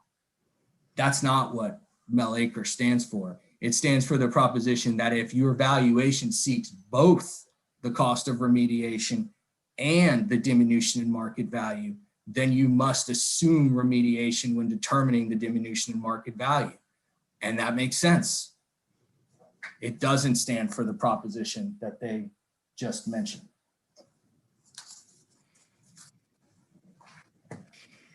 And again, I would note that their appraiser, Mr. Schulte, again, in his appraisal, finds various areas of the property that suffer from impairment due to contamination, provides for percentage damages to those portions of the property. And again, it's a difference of degree, but it's not a difference of kind. He uses similar methodology to reach those damage numbers as Mr. Bolton did. Now let's talk about the argument specific to how Mr. Bolton valued both the northern portion of the property and the southern portion of the property. And let me first start by saying, as an overarching concept again, this is one ranch. There has not been any argument that it would be sold as different parts. It's one ranch that suffers market damage. And both appraisers break the ranch up into smaller portions. Sometimes we call those economic units, but smaller portions of the ranch, and values those portions differently. So Mr. Schulte has chosen seep areas, acreage near the plant site, and lease area, and damaged those areas. Mr. Bolton has noted that the way that the plume operates and the creek that's on the property splits the property into a northern portion and a southern portion, and values those differently. And they have different levels of damage. The methodology, again, between the two appraisers is the same. They just use a different way of splitting the property. So the concept of splitting the property into separate portions is something that appraisers do all the time. And there's no problem with doing that here. Let's start with the southern portion of the property. San Miguel has taken a lot of offense to the idea that the southern portion of the property, where the majority of the contamination, or at least the peeler experts have found the majority of the contamination lies, that valuing that property as worth $0 is not proven out by the data. So let's talk about the data that's available. We're talking about a situation where you have a facility that has had extensive lignite mining on it. There's admitted contamination, or at least the appraisers that they have used recognize some impairment of the property.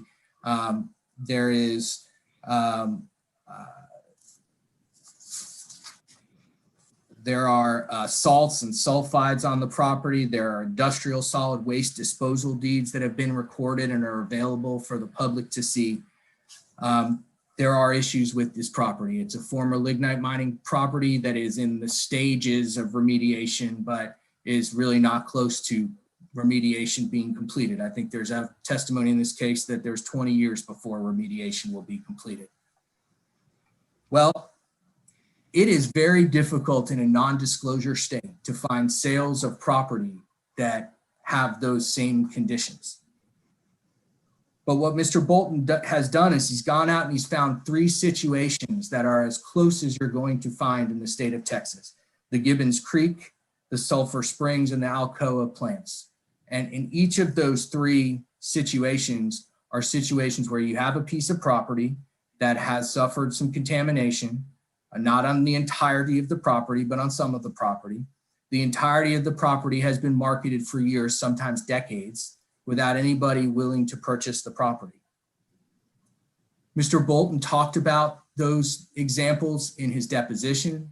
Mr. Bolton has documents related to those situations in his file that were produced back when his file was produced. Those are ongoing situations. Those properties continue to be marketed and to no avail. We have produced additional documents to your honor this morning related to those cases because it's important for the court to see what's continuing to happen with those case studies. And if you read the articles, what you'll see is that those properties are essentially being taken over by public entities or quasi-public entities with no consideration being paid for the property. That's exactly what Mr. Bolton has appraised in this situation, because when you have a property that's being valued as this one is, that has remediation obligations, and both of those examples have remediation obligations tied to them, but that remediation is ongoing. There's no guarantee that it's going to be successful. There's no concept of how long that's going to take. All of those things are risk factors that market participants take into account when they value properties. And in those examples, those properties are simply being transferred in the market for no money. And that's exactly what Mr. Bolton says when he says this portion of the property that's heavily contaminated has zero value. So there is evidence in the record to support that opinion. I would point out that their appraiser has not found any sales either of any properties that have gone through, that are in the process of being remediated and that have a history of lignite mining on them. We are stuck with the data that's out there, but Mr. Bolton's opinion is there's an absence of a buyer for a property like that, and the data that's in the record supports that. The facilities that are like this one have that same problem. So I think there's ample evidence for his valuation of the southern portion. Related to the northern portion, Mr. Bolton does what's called a paired sales analysis. This is a very common way of doing appraisals when you're trying to determine the impact of an imposition on a property. It's the same thing that appraisers do in pipeline and power line cases all the time. It's very common methodology. You look at the sales of property that have a condition, and then you compare them to sales of properties that are otherwise similar but don't have the condition that you're seeking to look at, and you compare the prices that are paid for that. I would note that Mr. Cnty, their appraiser, does the same thing in his appraisal, and he has some properties that don't involve contamination but are near areas that have been mined, and his data shows that that's about a 20% impact. It happens to be the same number Mr. Bolton comes up with. I would point out that, again, we can't find sales of property that have been lignite mined and are in the process of being remediated like the subject property here. So Mr. Bolton had to use different impacts that are analogous, like oil and gas usage and other uses of the property that would limit its usefulness. He does adjust between those differences and the subject. I think the range in his report on page 70 of the impacts there was between 40 and 60%. He recognizes that all of those are more impactful than on the northern portion of the property, and he concludes to a 20% diminution in value. Again, same number that's borne out by Mr. Cnty's data.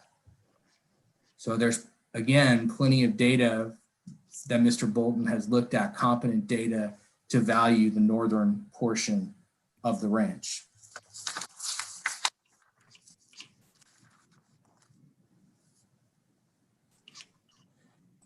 I would point out that the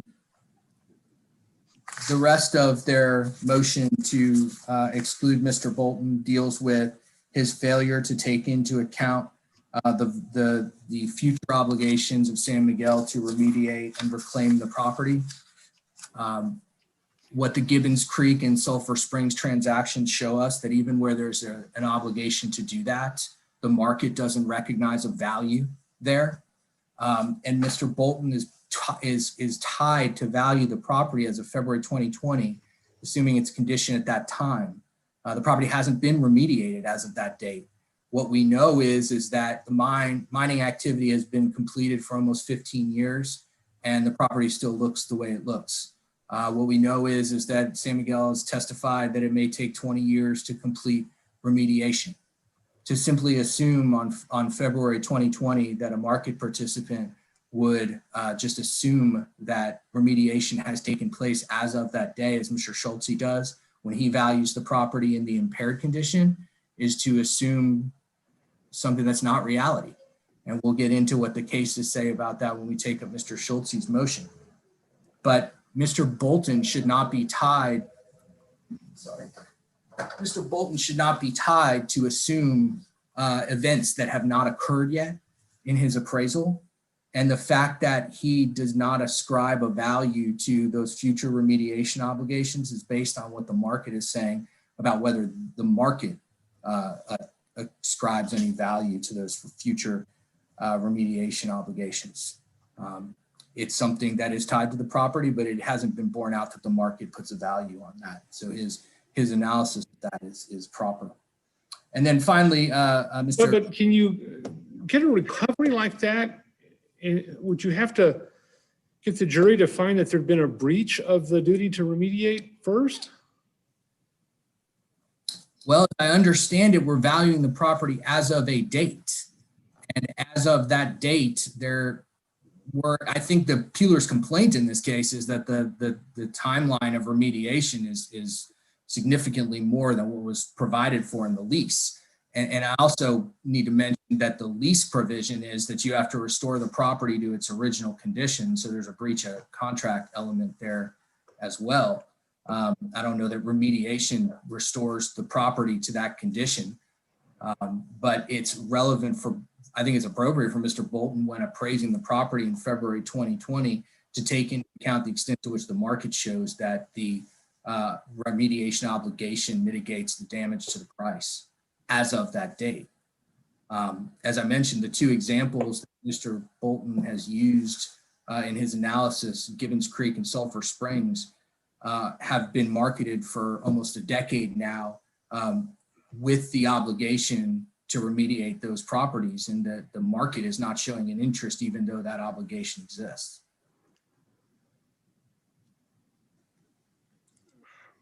But if there's an ongoing duty to remediate that's contractual and or statutory, how can the landowner jump in before that's supposed to have happened? Now, I understand there's a question of fact about whether there's a breach because there hasn't been a timely remediation or restoration, but how can the landowner jump in before that's supposed to have happened? I mean, it's like saying that you have a duty to replant trees, and then they go out and replant the trees, and the landowner sues and says, oh, well, they were 100-foot pine trees, and now we've got these 6-inch tall pine trees, so we're entitled to a whole bunch of money, and not take into consideration that in 20 years you're going to have 100-foot pine trees. I mean, isn't that what the appealers are trying to do here?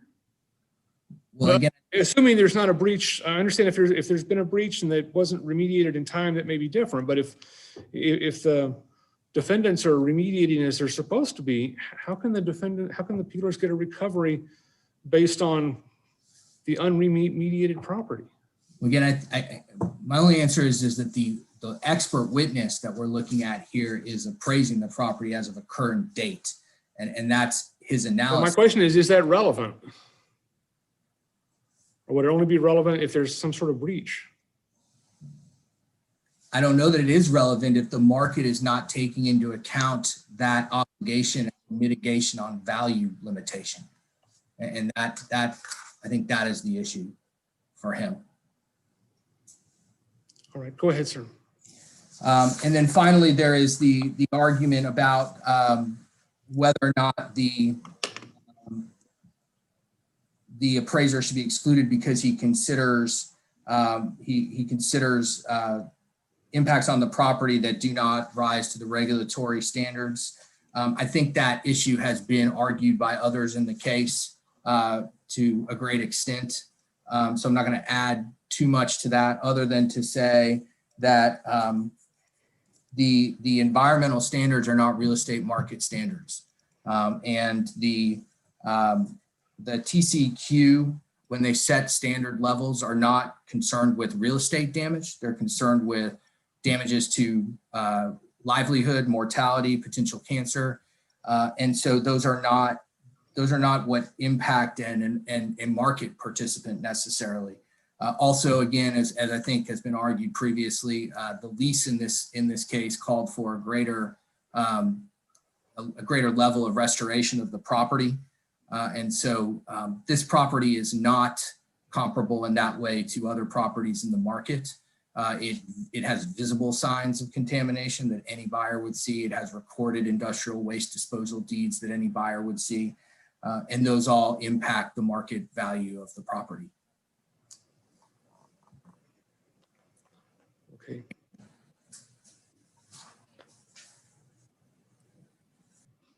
All right, go ahead, sir. Or is that it? I'm complete. Thank you.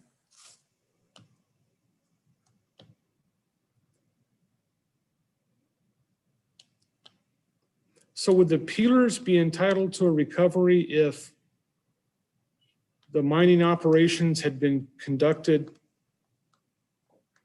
completely in accordance with both the lease, the contractual obligations of the mining companies and in accordance with whatever government regulations?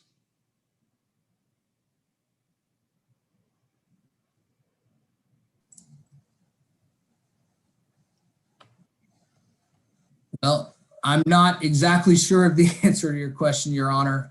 It's sort of outside of the scope of my defense of this appraisal. But I would think that, that would go to whether or not they are liable in this case. But Mr. Bolton is here to value the impact of on the property as of the date of value. Okay, but he didn't base his as of the date of valuation. He based that valuation on what he thinks the value was, the date of the valuation.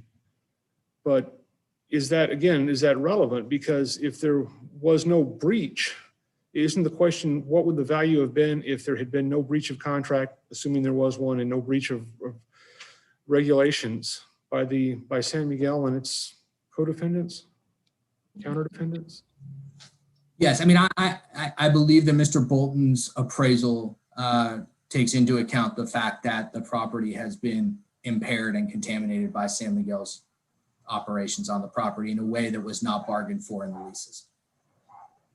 Okay, but isn't the measure of damages the damages that accrued because of the unbargained for activities and not for the bargained for activities? That's correct, and that's what his appraisal attempts to measure. And that's not the San Miguel's view of it. Their view is that it simply combines any damages that would be there simply because there's a coal plant, and that's why they cite to the brass foundry case. Right, and I believe that Mr. Bolton, in the unimpaired condition, had assumed a appropriate operation of the plant and a compliance with the lease as would be appropriate in the unimpaired condition. And had those things happen, just the presence of a plant adjacent to the property would not impact the value of the property in the same way that Mr. Schultze found in his appraisal. So yes, I believe that his unimpaired value would implicitly consider not reality, but a appropriately operated plant with appropriate operation of the mining areas under lease. And the peeler's contention is that's not what's happened.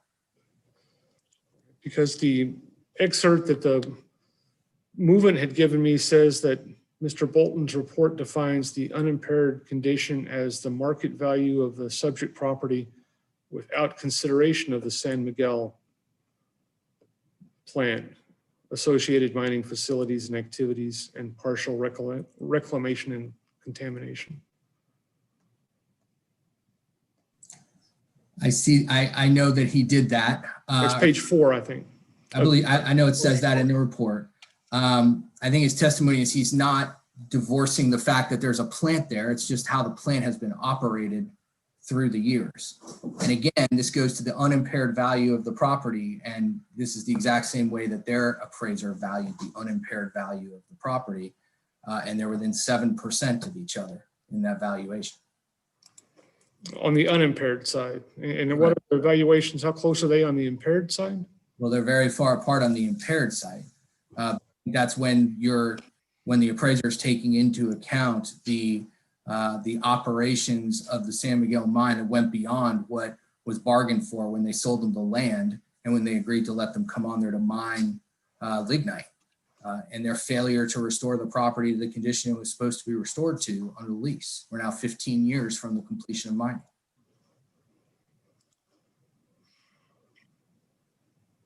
Okay. All right. Anything else? No, Your Honor. Thank you. May I respond? Yes. Thank you. Your Honor has hit the nail on the head of the issue with Bolton's work. It's not tied to the causes of action and claims that the peelers have asserted in this case. It's overly broad and would allow for compensating the peelers for harm and conduct that's not at issue at all in the lawsuit. And Your Honor is exactly right. In order to be the correct measure of damages, they have to tie the damages to the actual breach of contract. Some conduct that went beyond what they specifically bargained for. And Bolton, by the face of his complaint, exactly the provision of his report that you cited to, Judge, doesn't limit his appraisal to any of that conduct.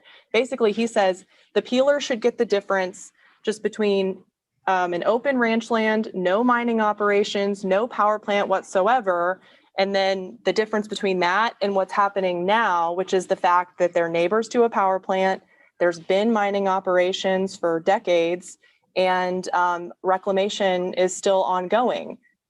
And it's not, so what he hasn't done is connected the diminution in value to the harm that the peelers are alleging in this lawsuit, which is that they didn't bargain for reclamation to extend for this long and the alleged contamination, but he hasn't pinpointed the harm connected or the diminution connected to that alleged harm. In essence, they're saying we should get the reduction in value just because mining occurred on the property and just because we're neighbors to a power plant. That's not correct. And in Mr. Clough's argument, really his only rebuttal to that point was that Mr. Schultze did something similar. Mr. Schultze is a rebuttal expert. The peelers undeniably have the burden of proof to prove a damages standard that comports with Texas law. That's their burden. To the extent that they're allowed to provide or put up expert testimony regarding stigma damages, then the San Miguel and the other counter defendants have a right to present their rebuttal expert, but they can't just keep pointing to say, well, Mr. Schultze did this. Mr. Schultze is a rebuttal expert and is looking to respond to what Mr. Bolton did. And as they have the burden of proof, they're the ones that need to make sure that their expert complies with the relevant damages standard. And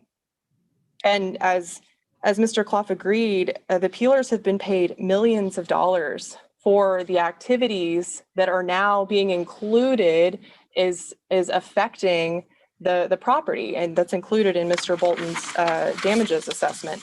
And I want to talk briefly also about the Mel Acres case. The Peelers Council referenced that the standard for stigma damages that's discussed in the Ludd case, the Mel Acres case, the Terminix v. Lucci case, that's only the standard when you have a plaintiff that's trying to cover both the cost of repairs and the diminution in market value. But in Mel Acres, and if we could pull up that case, Tony, and go to page 2 of the PDF, please.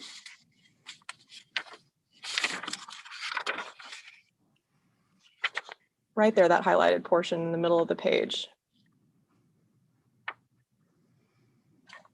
Mel Acres did not seek to recover any costs of remediation in that case. They were only claiming the stigma damages. So the court wasn't dealing with the possibility of a double recovery situation. The court said, okay, well, we're not going to decide and ultimately approve of stigma damages, but even if we were going to, we're going to assess under the proper standard is stigma that is occurring after the cost of repairs. And this isn't a double recovery case, as like Mr. Clough represented. And I'd like to go specifically to the paragraph that he referenced, which is on the next page of the PDF, Tony. And it's the last paragraph on the right column. And this is the paragraph. It is 820. The pin side is 826.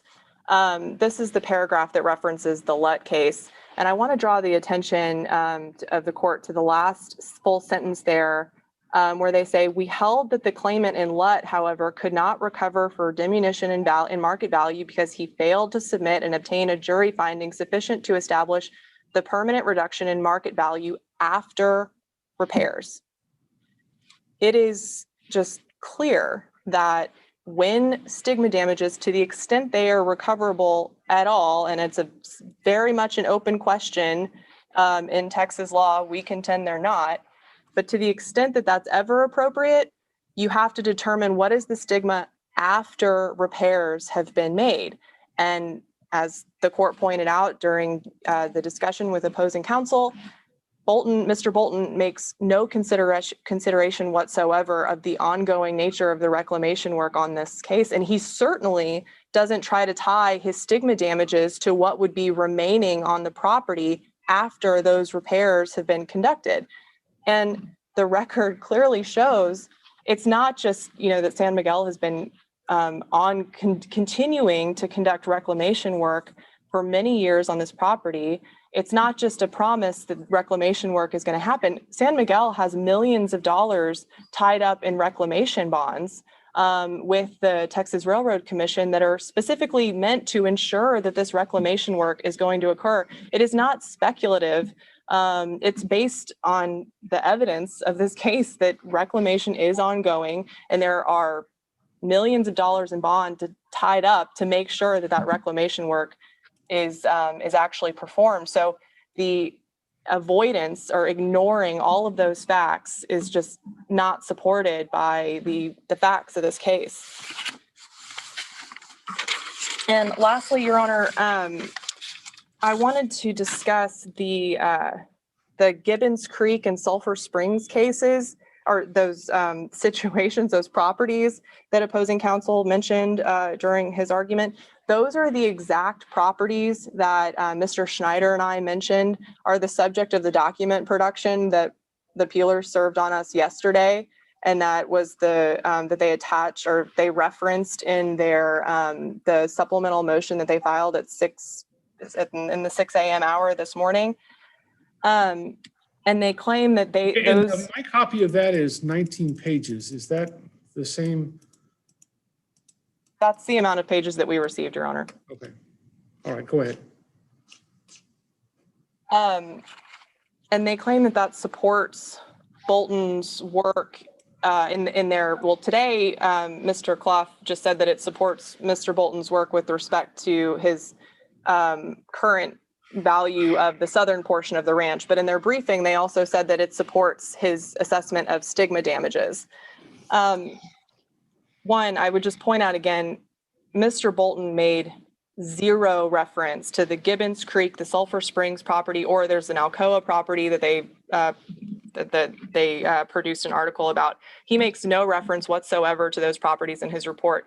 We don't know how he considered those, he certainly didn't try to value those properties, provide any kind of valuation.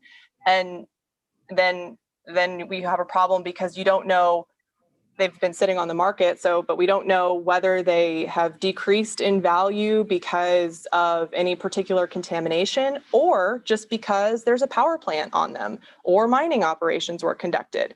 So to the fact that there's any stigma attached, and again, we have no analysis to explain whether that's the case or not. This is the exact same problem that happened in Mel Acres. We don't have any analysis to show that any diminution in value as a result to stigma for those properties was attributable to the harm that's being alleged here. and not just the fact of there being a power plant or mining operations, which is not the harm that's alleged in this case. And I would just add again, to the extent that he relies on the Gibbons Creek, Sulphur Springs, Alcoa properties to support stigma, that's incorrect because those properties are still being remediated. So as I mentioned, under the clear standard of Texas law, Mel Acres and all of the Lucci case and the Lutt case, stigma damages don't attach at that point. So Bolton could not have valued any purported stigma on those properties because they have not yet been repaired. I'm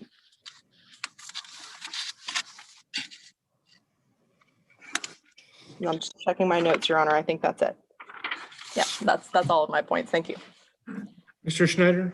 Yes, Your Honor. I'll just emphasize with respect to that supplemental briefing what Ms. Noble was just saying. To be very clear, we object to the supplemental briefing itself for the last hour filing.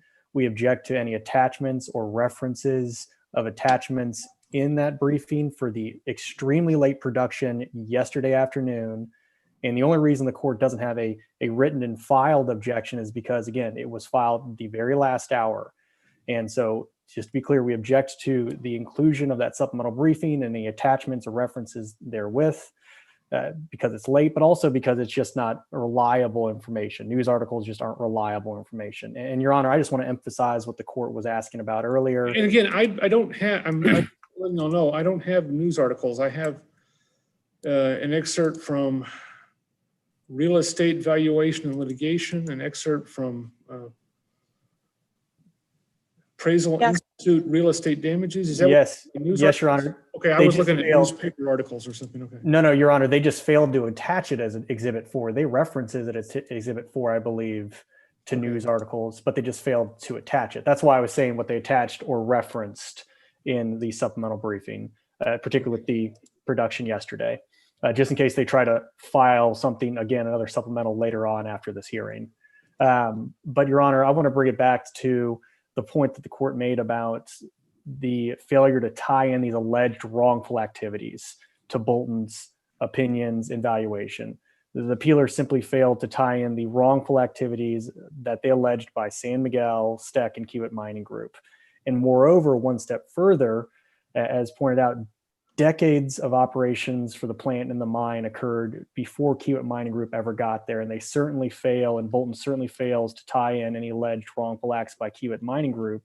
So that's why Kiewit Mining Group at the very least asked that Bolton's opinions at the very least be limited with respect to Kiewit Mining Group, similar to how it was limited to Killian, Your Honor, the other damages expert. But we believe that there is significant and enough basis for the court to exclude Bolton as a whole, Your Honor. Thank you. All right. And from the appealers, anything else? Yes, Your Honor. Addressing the supplement, the information about Gibbons Creek and Sulphur Springs was in Mr. Bolton's original file. There's a number of Bates ranges that are quoted in the supplement. So this allegation that this wasn't part of his file in the beginning is incorrect. There's pages and pages of documents related to Gibbons Creek and Sulphur Springs. He discussed it as a deposition, which was cited in their own motion. The reason that there are additional, there may have been a failure to attach a document to the supplemental brief. I thought it was corrected with another e-file this morning. We'll look into that. The reason there was additional information provided is these are ongoing situations where additional things have happened. And that's a fluid situation. And this is the best evidence out there of a like-kind situation to what's happening in the Peeler property. And so it is important information that he considered both when he was doing his initial work and that he continues to consider as an expert witness. Again, Mr. Bolton's appraisal does not include remediation costs and damage to the property.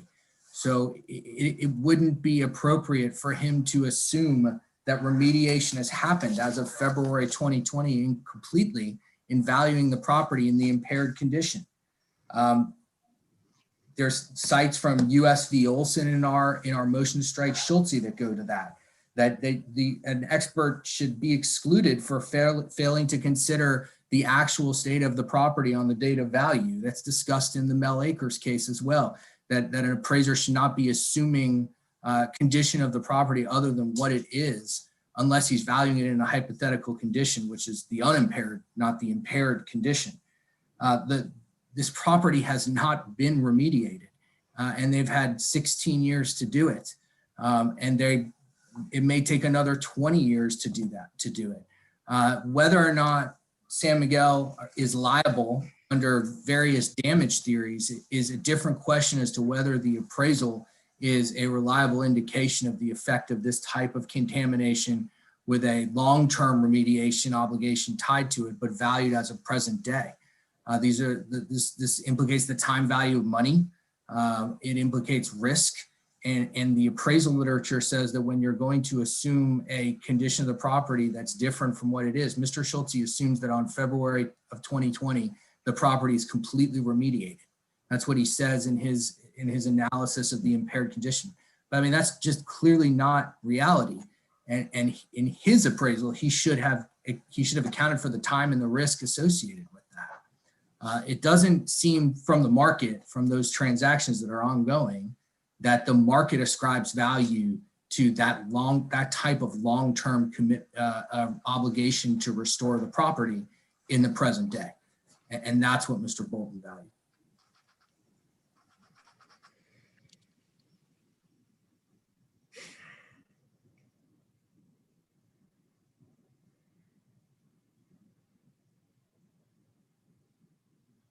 So if the attempt to restore the property is futile, do the defendants still have a legal obligation to do it under the contract? Well, I believe they have an obligation to do it under the lease. The argument made in the case is that they've breached the lease, that it's taken an unreasonable amount of time to do that. And I think that's a liability finding, doesn't really go to whether the appraisal is appropriate evidence of the effect of the impairment as of present.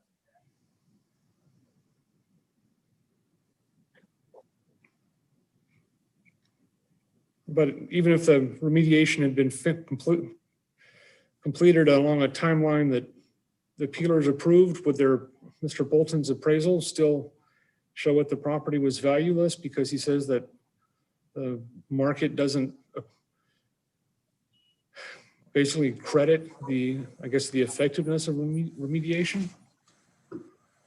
Well, under your hypothetical, I think if we're talking about a different situation than what he valued. So I don't know that I could tell you what his appraisal. Okay, and that's fair.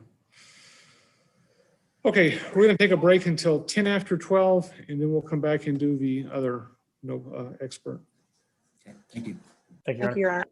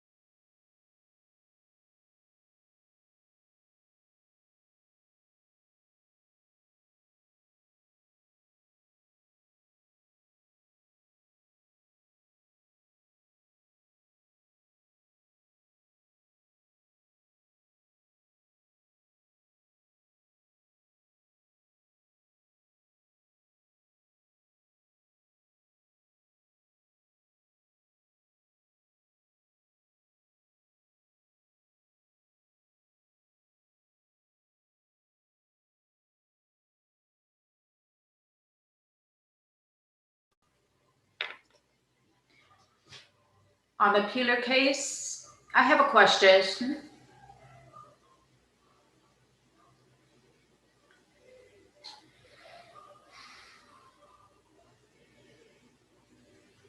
I can do it here. When you say lead case, is it LUDT case? When they were referring to Yeah, it's the LUD case, LUDT. DT? Got it, thanks. Thanks.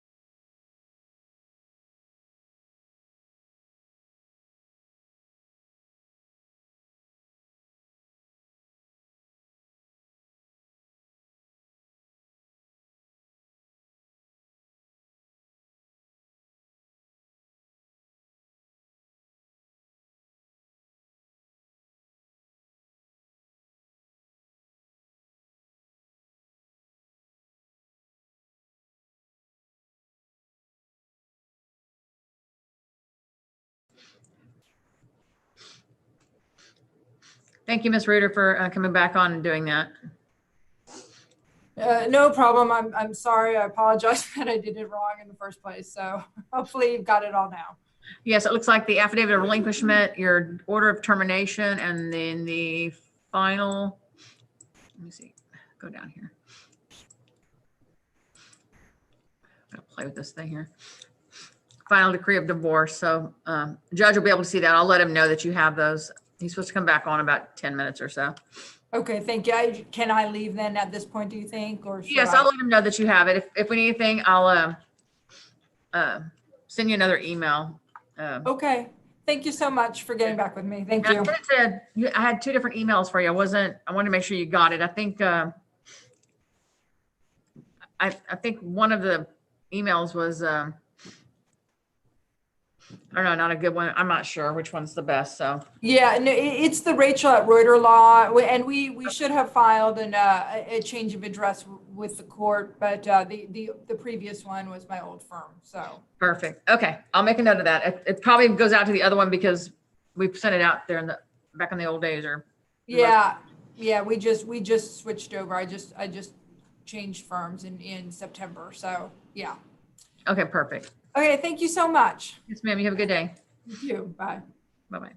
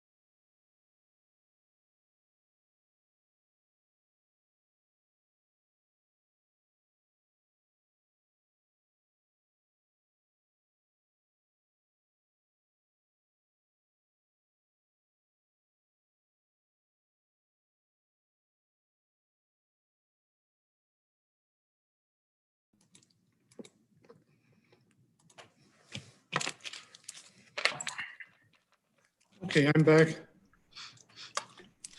Judge and Rachel Reuter sent some orders and affidavits that are in the chat for you to review. Okay, I have nothing in chat. She may have sent them straight to you and not to. She sent them to me, and then I asked her to send them to everyone, so they're attached to everyone. I'm just gonna put this list here. It's because they're gonna bring everything except for one item. All right, and now it says I have a message in chat from 12:06. Okay. 3 of them. Yes, sir. It was just done just a few moments ago. Right. Okay. All right, is Mr. Ita here? No, sir, he's still working on the paperwork. Evidently, there's a lot of little loose ends, Your Honor. But we're hoping to get it done today. We want to rush this through, sir. And I was contacted by Victoria Tejeda. She said that he called, he's working, I guess he was working on how to get the exhibits on chat, and he did want a hearing, so. All right, Mr. Mendiola, this is like the third lawsuit over this issue. Yes, sir, it is. Let's make sure I want to get it done, but let's make sure it's done right. So Yes, we need to get this behind. We have conflicting numbers from the original surveyor, and he's working on that. That's the whole problem. if it doesn't happen today, that's fine. Y'all are, I think, about to have it resolved, and hopefully it's just down to getting the details, as you said, ironed out. But I don't want to have a fourth Mendiola case that everyone has to pay attorney's fees and stuff for. So I neither, Your Honor, and I sympathize for Mrs. Wagner. She's been, delayed with this, and I'm trying to move forward rapidly to expedite the process. Is courtesy to her and her family, and to the court too, Your Honor. Thank you, sir. All right, that's fine. Your Honor, before we get Yes, sir. started with the next hearing, I wanted to bring up one thing. I understand at the end of the last hearing, there was some question about the articles that were attached to the supplement to the Bolton motion. We looked into it over the break. I'm not sure why they weren't attached. I can attach those for the court, but I also don't want to beat a dead horse either. So I wanted to I don't think I need to see them. I was just saying that I don't have them. Okay, I understand. But I know. I'm sorry. I'm fine. I don't need to see them right now. Thank you. Okay, I just wanted to check with you before filing, and then sometimes those things have a way of bringing another round of extra back and forth. But that's why I wanted to ask you first. Thank you, Your Honor. Thank you.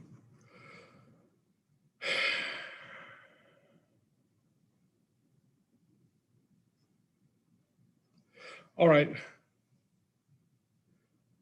Mr. Clough, are you going to argue this, or? Yes, Your Honor. All right, go ahead, sir. Your Honor, our motion as it relates to Mr. Schulte is a very narrow and directed motion. As we discussed in the previous hearing, we have a situation where we're valuing the property in the unimpaired condition, which is a hypothetical, assuming no contamination of the property, and comparing that to the impaired condition, which is supposed to represent the state of the property in February of 2020. The state of the property in February of 2020, I think is undisputed, is that it is not remediated, nor really close to being fully remediated. My understanding is that from the record is that that remediation processes have been ongoing for over 15 years at the property. Mining was completed in 2004. There is a mountain of coal ash and a large lake of water on the property. Obvious signs of contamination are on the property. In valuing the property in the impaired condition, and that's the only aspect of Mr. Schulte's valuation that we're challenging. Mr. Schulte states that he assumes that the property is fully remediated in valuing it as of that date. He says that on page 7 of his appraisal. Our challenge is that that's simply not the state of affairs in February of 2020. He's assuming a condition of the property in what shouldn't be a hypothetical part of his appraisal that is not consistent with facts. And I would actually cite to the Mel Akers case, head note 14 on page 832. They state an expert's opinion is unreliable if it is based on assumed facts that vary from the actual facts. The opinion is not probative evidence. Citing Burroughs versus Cry, which is a Texas Supreme Court case from '95. When an expert's opinion is based on assumed facts that vary materially from the actual undisputed facts, the opinion is without probative value and cannot support a verdict or judgment. And this gets back to what we just previously discussed. If Mr. Schulte in the impaired condition is going to appraise the property as if remediation has been completed, something that San Miguel concedes could take up to 20 additional years to do, then he must somehow account for that time, for the risk of that not happening appropriately. that a market participant would put on the property. To simply assume that that's going to happen and has happened as of the date of value and appraise the property that way is to appraise something other than reality in an appraisal when he should be appraising reality. And so, we complain of Mr. Schulte's appraisal because it simply does not properly account for the contamination that's on the property in the impaired state by wiping it away by assuming remediation that hasn't happened yet. And we don't think that's appropriate under the Mel Acres case, under US versus Olson, which says that if you're going to value, if you have a value that depends on events or combination of occurrences, which while within the realm of possibility are not fairly shown to be reasonably probable, should be excluded from consideration for that would be to allow mere speculation and conjecture to become a guide for the ascertainment of value, a thing to be condemned in business transactions as well as in judicial ascertainment of the truth. And the reference to business transactions is well founded there. In the real estate market, if a property is tied to an obligation, even a requirement that it be cleaned up, and that process is going to take 20 years, the real estate market is not going to simply assume that the property has been cleaned up on the date that the transaction is done. Yet in trying to mirror the market, that's exactly what Mr. Schulte has done. So it doesn't provide the fact finder with any kind of evidence of what an impaired valuation of the property is to simply assume that cleanup has already happened when it hasn't. And that's the simple gist of our pretty directed motion. It just goes to the impaired condition of the property as of the date of value. Okay. All right, who's going to respond? Your Honor, I am for San Miguel. Thank you. So again, in their motion, the peelers make a number of comparisons between Mr. Schulte and Mr. Bolton. And I just want to note that the peelers, again, have the burden of proof on damages. So to the extent that they're claiming that, Mr. Schulte, did something that but Bolton also did it, or Bolton did something. Let me just ask this so I'll know. This gentleman pronounces the E at the end of his name? That's my understanding, Your Honor. Schulte. Okay. All right, because a lot of folks don't. All right. Okay. Go ahead. You made me second guess myself there, so I'm glad you asked. Yes, it is Schulte, Your Honor. But the peelers attack Mr. Schulte's qualifications in a very narrow way in their motion. But generally, Mr. Schulte is a licensed certified appraiser. He holds the MAI designation. The peelers don't attack his qualifications generally, but they say that because he has not used the precise hypothetical condition that he applied in this case, he's not qualified to provide appraisal testimony, and that's just not the proper standard. They don't cite a single, and it seems like what they really take a issue with is the fact that he applied two hypothetical conditions, and he's not apparently qualified in their view to appraise a property using two hypothetical conditions. One, they don't cite any standard or case or just anything for the proposition that an appraiser can't employ two hypothetical conditions. But also, it's not required that Mr. Schulte has ever employed or applied the exact hypothetical condition that he applied in this case in another appraisal situation. Courts do not impose such a restricted view of expert appraiser qualifications. In our response to the peelers motion, we cite to the White House Hotel case, which is a Fifth Circuit case, 615 F3rd 321. And in that case, the court rejected a challenge to a proffered expert appraiser, simply because they had not appraised the specific type of conservation easement that was at issue in that case. The court explained that the essential elements of the real estate expert's competency include his knowledge of the property and of the real estate market in which it is situated, as well as his evaluating skill and experience as an appraiser. And as we noted in our response, Schulte ticks all of these boxes. And in addition, he has appraised property in Atascosa County previously. He has experience with the market, well-qualified appraiser. He's qualified for this assignment. And I'll point out that the peelers can't ignore the fact that hypothetical conditions are a fundamental part of all appraisal work. We cited to one of the guide notes from the Appraisal Institute in our response, which provides the well-known position or concept that assumptions and hypothetical conditions are critically important to the appraisal and review process. Bolton himself applied a hypothetical condition in his work, but the peelers aren't saying that hypothetical conditions can't be used, because if they can't take that position, it's well established they're used frequently in all sorts of real estate appraisals. They take issue that he applied to, but again, they have no support that that's not proper.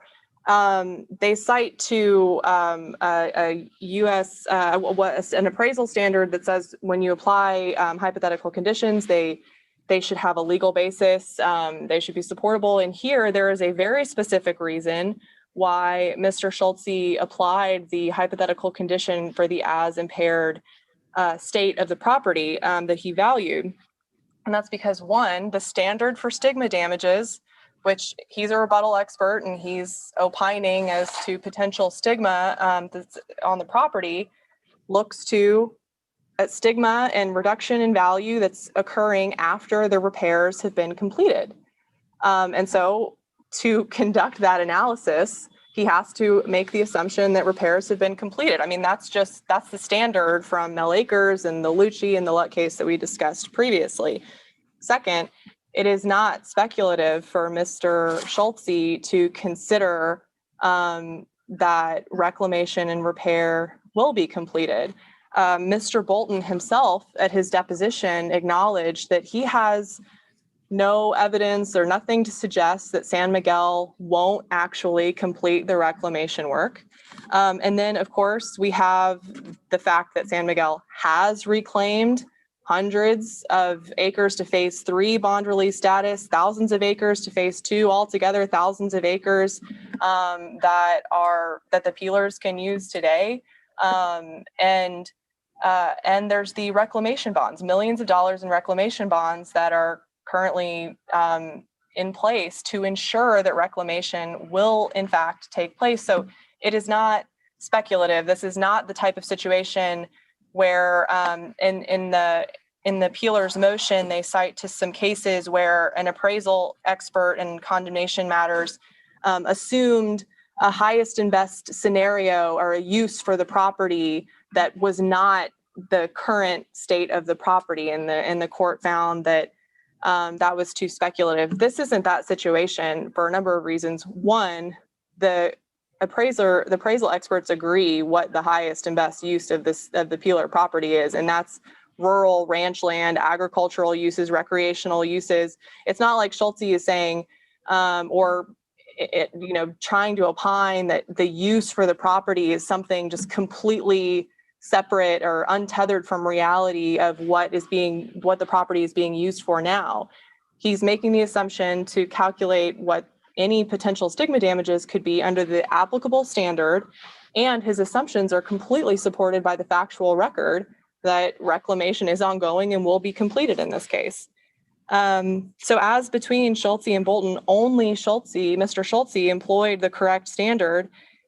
He looked to see whether there would still be a reduction in value after the repairs had been made, and that's the correct standard. And I would point out that the Peelers Council in argument just now referenced the Mel Akers case. In response to their motion to exclude Schulte, we referenced the fact that Mr. Schulte is opining as to these potential stigma damages and referenced Mel Akers extensively in response, claiming that in arguing and showing that Mr. Schulte's evaluation and appraisal met the exact standard that the Mel Akers court explained in that case. And yet in their reply in support of their motion, they do not mention stigma damages at all. There's not a single reference to it, and they don't cite to the Mel Akers case at all. In closing, I mean, Mr. Schulte is just, they cannot attack his qualifications generally. He is a very well qualified appraiser, and he's conducted the relevant appraisal to consider the potential for stigma damages to the letter as explained by the Mel Akers case. So Mr. Schulte should not be excluded. In your honor. Yeah, hold on. I asked Mr. Clough about a scenario where there's a contractual obligation to restore land that has 100-foot pine trees on it. And I asked if he wasn't coming in right after the pine trees that are supposed to restore have been planted and saying, hey, we're entitled to all these damages because we're supposed to get 100-foot pine trees and they're only 6 inches tall, but you've got to wait 20 years for them to grow up. Isn't Mr. Schulte doing the exact opposite in that he's looking at those 6-inch pine trees and saying, well, in 20 years, they'll be 100 feet tall. Well, maybe the land wasn't restored properly. Maybe the subsoil was put back incorrectly. Maybe the land is full of so much heavy metal that they're not going to be able to grow pine trees at all. They're all going to die or they're going to be stunted. I mean, isn't that just the reverse side of the other expert? One is assuming that there's no remediation. One's assuming there's perfect remediation. And are either of those results useful when it's something that's not going to happen until the future? Well, I take your point, but the standard for environmental stigma, to the extent that it can ever be recovered, is the reduction in value after repairs are made. That requires a certain assumption. And I think this goes back to, what the peelers would have liked Mr. Schulte to have done versus what he actually did, which is a rebuttal opinion regarding the extent of potential stigma on the property. And Texas law is clear that what you do to evaluate that is you assume that there's been repairs and all the reclamation work has been completed, and then determine if there's any continuing reduction in market value. So that is the proper standard to the extent stigma damages are an issue at all in this case. And that's only Schulte has done that work. And let me ask all the attorneys, have you found any case law on a situation where you're talking about remediation and what your measure of damages are in a situation like this where the alleged polluter has both a contractual and a regulatory responsibility to do the cleanup? More, I guess, most especially with the contractual one? Your Honor, a case does not immediately come to mind, not in the work in preparing this motion today. But, we'll definitely, and in the other work I've done in this case, not one that immediately comes to mind to answer the Honor's question. Your question, I can't think of one as I stand here today.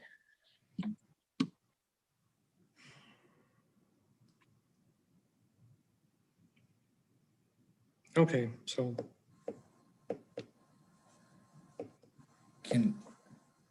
Yes. I'd like to respond whenever the court's ready for me to do that. Go ahead.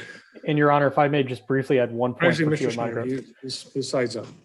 In your honor, just one brief point is with respect to, in connection with the question you asked related to that, is one of the points that the peelers made in their motion to strike Schulte was that the hypothetical condition with respect to remediation, even if it was allowed, was based on the wrong assumption because it was based on the remediation and reclamation required by the mining permit. And they argue that that's not the proper requirement, but instead it is the contractual standards and the contractual standards alone that should provide for the remediation and reclamation. As this court is well aware, and we've argued numerous times, Kiewit Mining Group is not a party to the lease agreements. It is not bound by those remediation and reclamation standards within the contractual standards or the lease agreements. So as a result, the contractual standards, to the extent there are, they differentiate from what's required under the regulations, do not control or impose anything onto Kiewit Mining Group. Instead, the court should look towards the governmental regulations as proposed by Schultz, Your Honor. That's all that I wanted to point out with respect to this motion, Your Honor. Thank you. All right, go ahead, Mr. Clough.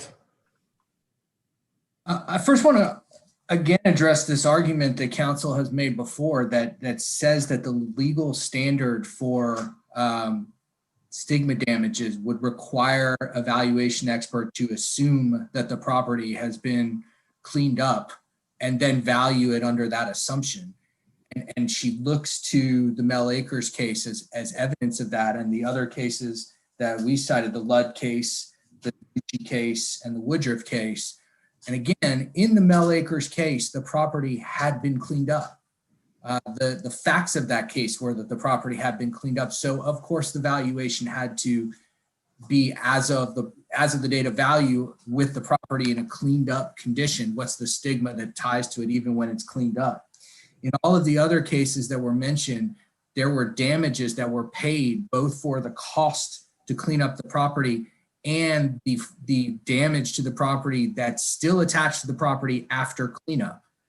Those are not the facts in this case. And the legal standard for stigma damage is not that you assume that the property has been cleaned up. The legal standard for stigma damage is when the property owner is also being paid the cost of cleanup is to assume that the property has been cleaned up.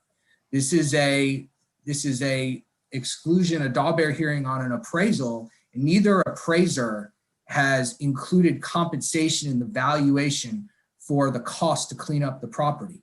So to assume that and then not take that into account when evaluating damages would be improper. And as far as I can tell, the only basis they continue to have for making this continued claim is that there was an alternative theory for damages presented in this case by the peelers for the cost of cleanup. I don't expect the court's going to allow an award for damages for both the cost of cleanup and the damages to the property if you weren't to clean them up, to provide that compensation. So again, all of that section of Mel Akers that talks about that you should assume the property is remediated when you value it in the impaired condition. In all of those situations, the property either was factually already remediated at the time of valuation, or there was compensation that was paid in addition to the diminution of market value of the property for the cost of cleanup. And again, as I said earlier, that makes sense.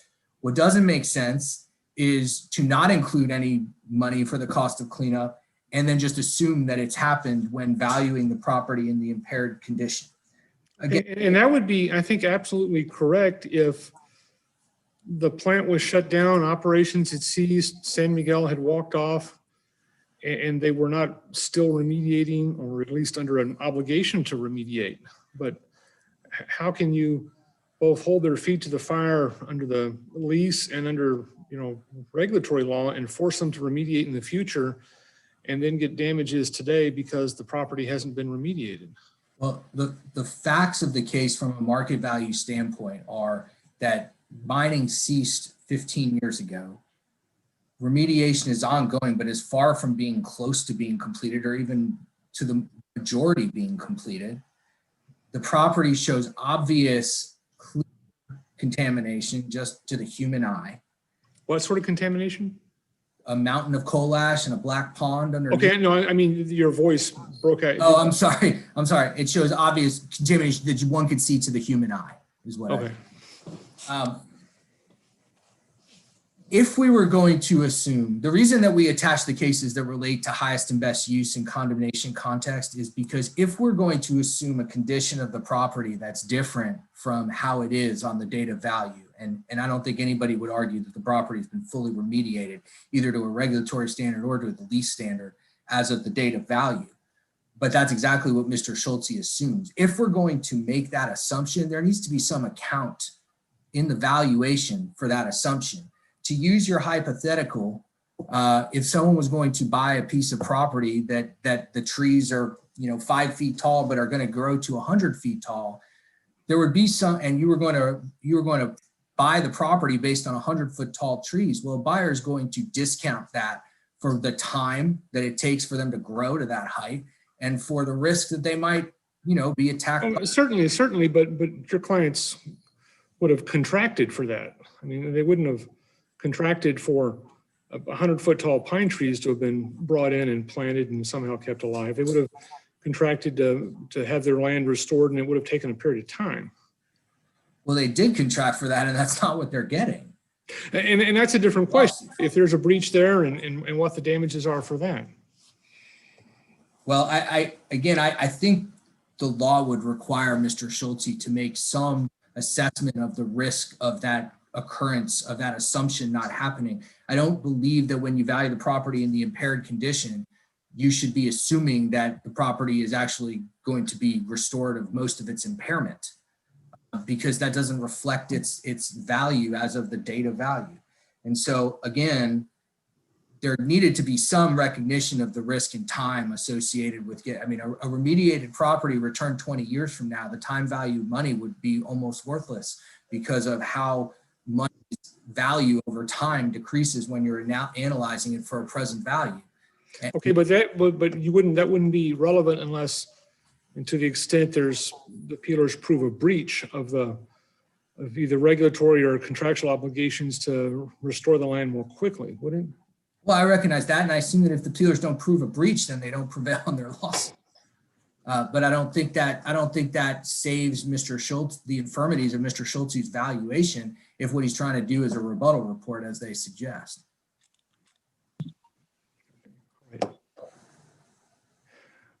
Okay, Ms. Noble, or go ahead. Yes. More.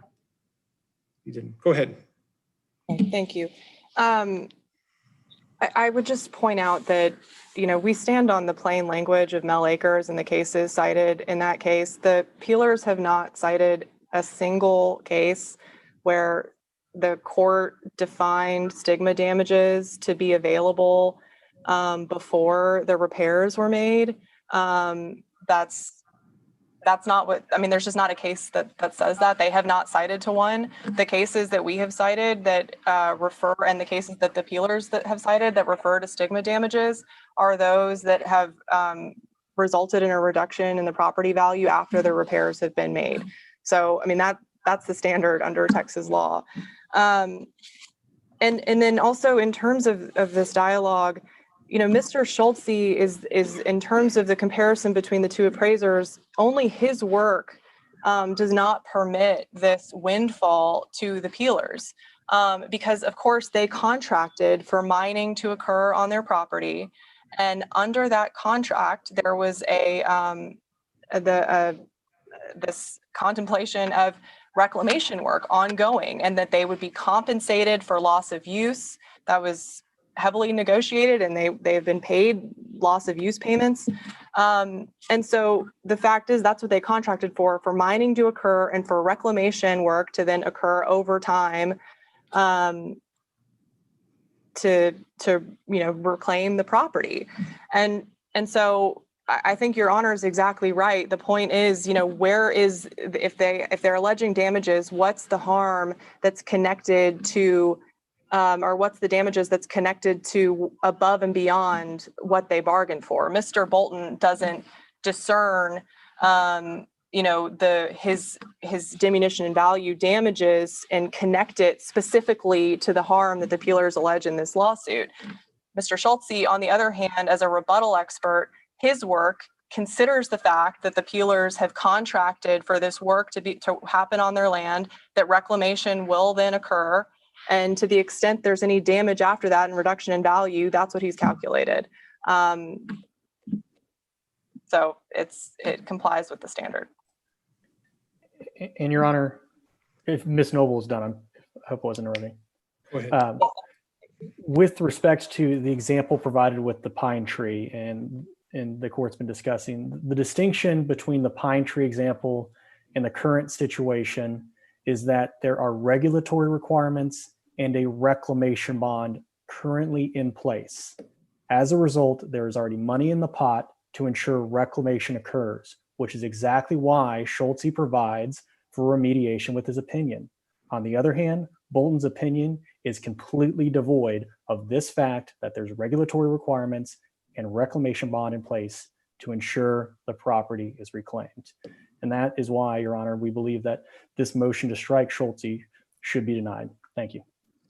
Let me ask all of the attorneys, should there be any distinction drawn between the portion of the Peeler property that I'll say that San Miguel is claiming under the lease? I know that it's disputed whether the lease is lapsed or not, but should there be a distinction drawn between the portion of the Peeler property that certainly was leased for lignite and the rest of it? Are the San Miguel's obligations different on those two categories of property? With Kiewit Mining Group's opinion, yes, KMG Your would Honor. not be. So I'm for the other attorneys. KMG would be no difference. Your Honor, I think that there is, from a market standpoint, I'm not really sure that a participant in the market is going to know which portion of the And no, they're not going to care. But I mean, as far as the obligation, I mean, and I ought to know this, I think I do, but is the Peelers alleging that there are portions of their property that was not leased for coal mining or lignite mining to San Miguel that has pollution on it, either from water or from coal ash or both?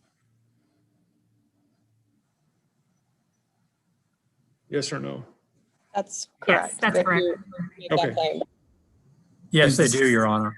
Because the stigma would not be limited in a market participant's mind by previous lease boundaries of the property. They wouldn't even know what those were. And on that portion of the Peelers property, would San Miguel be able to benefit from some ongoing obligation it has to remediate if it doesn't have a contractual obligation to remediate the unleased portion of the property that there's alleged pollution on? Your Honor, I think there's a little bit of confusion. Obviously, the San Miguel is subject to its permit for the mined area on the Peelers property.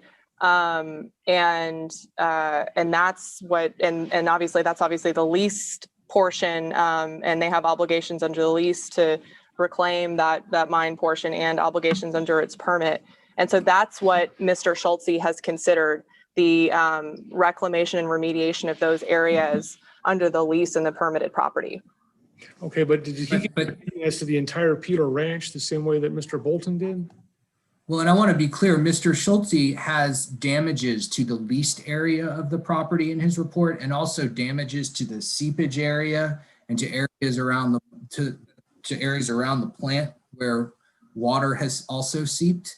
Those areas are not within the leased premises, otherwise they wouldn't be damaged separately from the leased area in his report. So there is contamination that is flowing outside of the leased permanent area.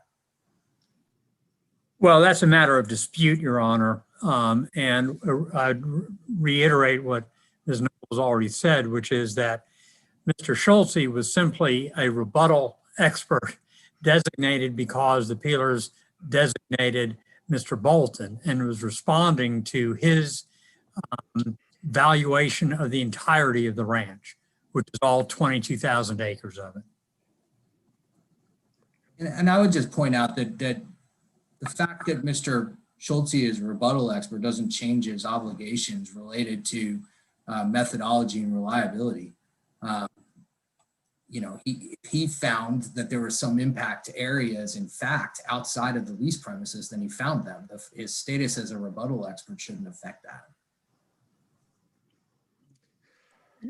And Your Honor, just briefly, with respect to, it is important to reemphasize that Cnty is a rebuttal expert, because in Bolton's report, he states the quote unquote northern portion does not have any contamination on it, for one aspect. Second, Your Honor, simply because Mr. Cnty assumed for his report that there may have been some contamination does not mean it's off the lease property, does not mean it's conceded by the parties, and certainly not by Kiewit Mining Group, that there is quote unquote contamination on the unleased portions of the Peeler property, Your Honor. And despite the Peeler's arguments or assertions in the response and reply, that is, as Mr. Schick pointed out, a contested item that the court will hear plenty about tomorrow, whether there is portions of the leased property that is considered, portions of the property that's not leased that is considered contaminated or not, Your Honor. And I just want to point those matters out for the court when it considers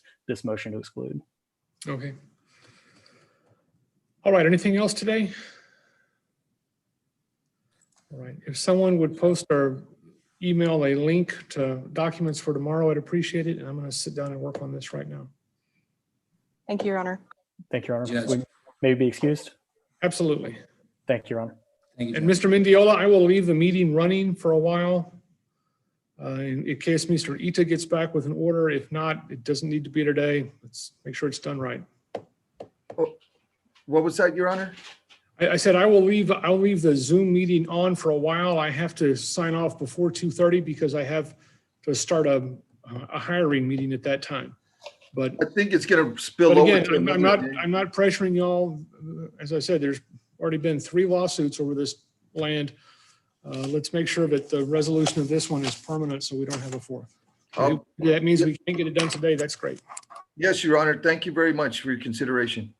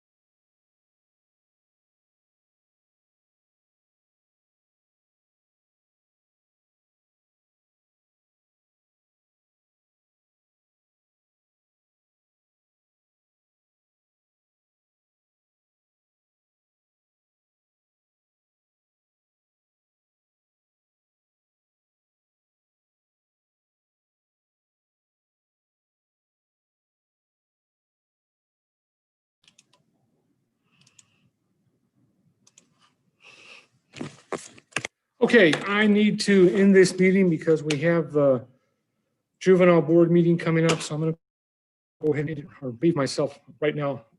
Actually, Ms. Riley, are you there, Lori?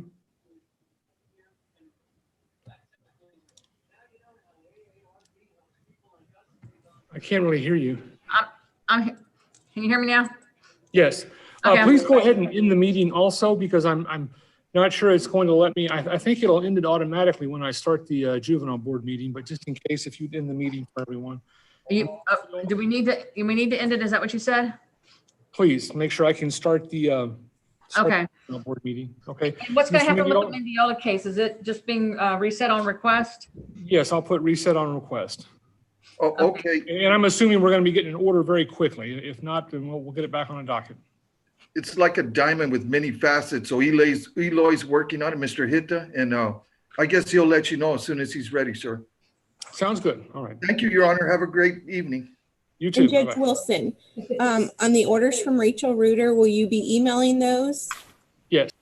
Okay, thank you. Oh, he left. Well, bye, Victoria.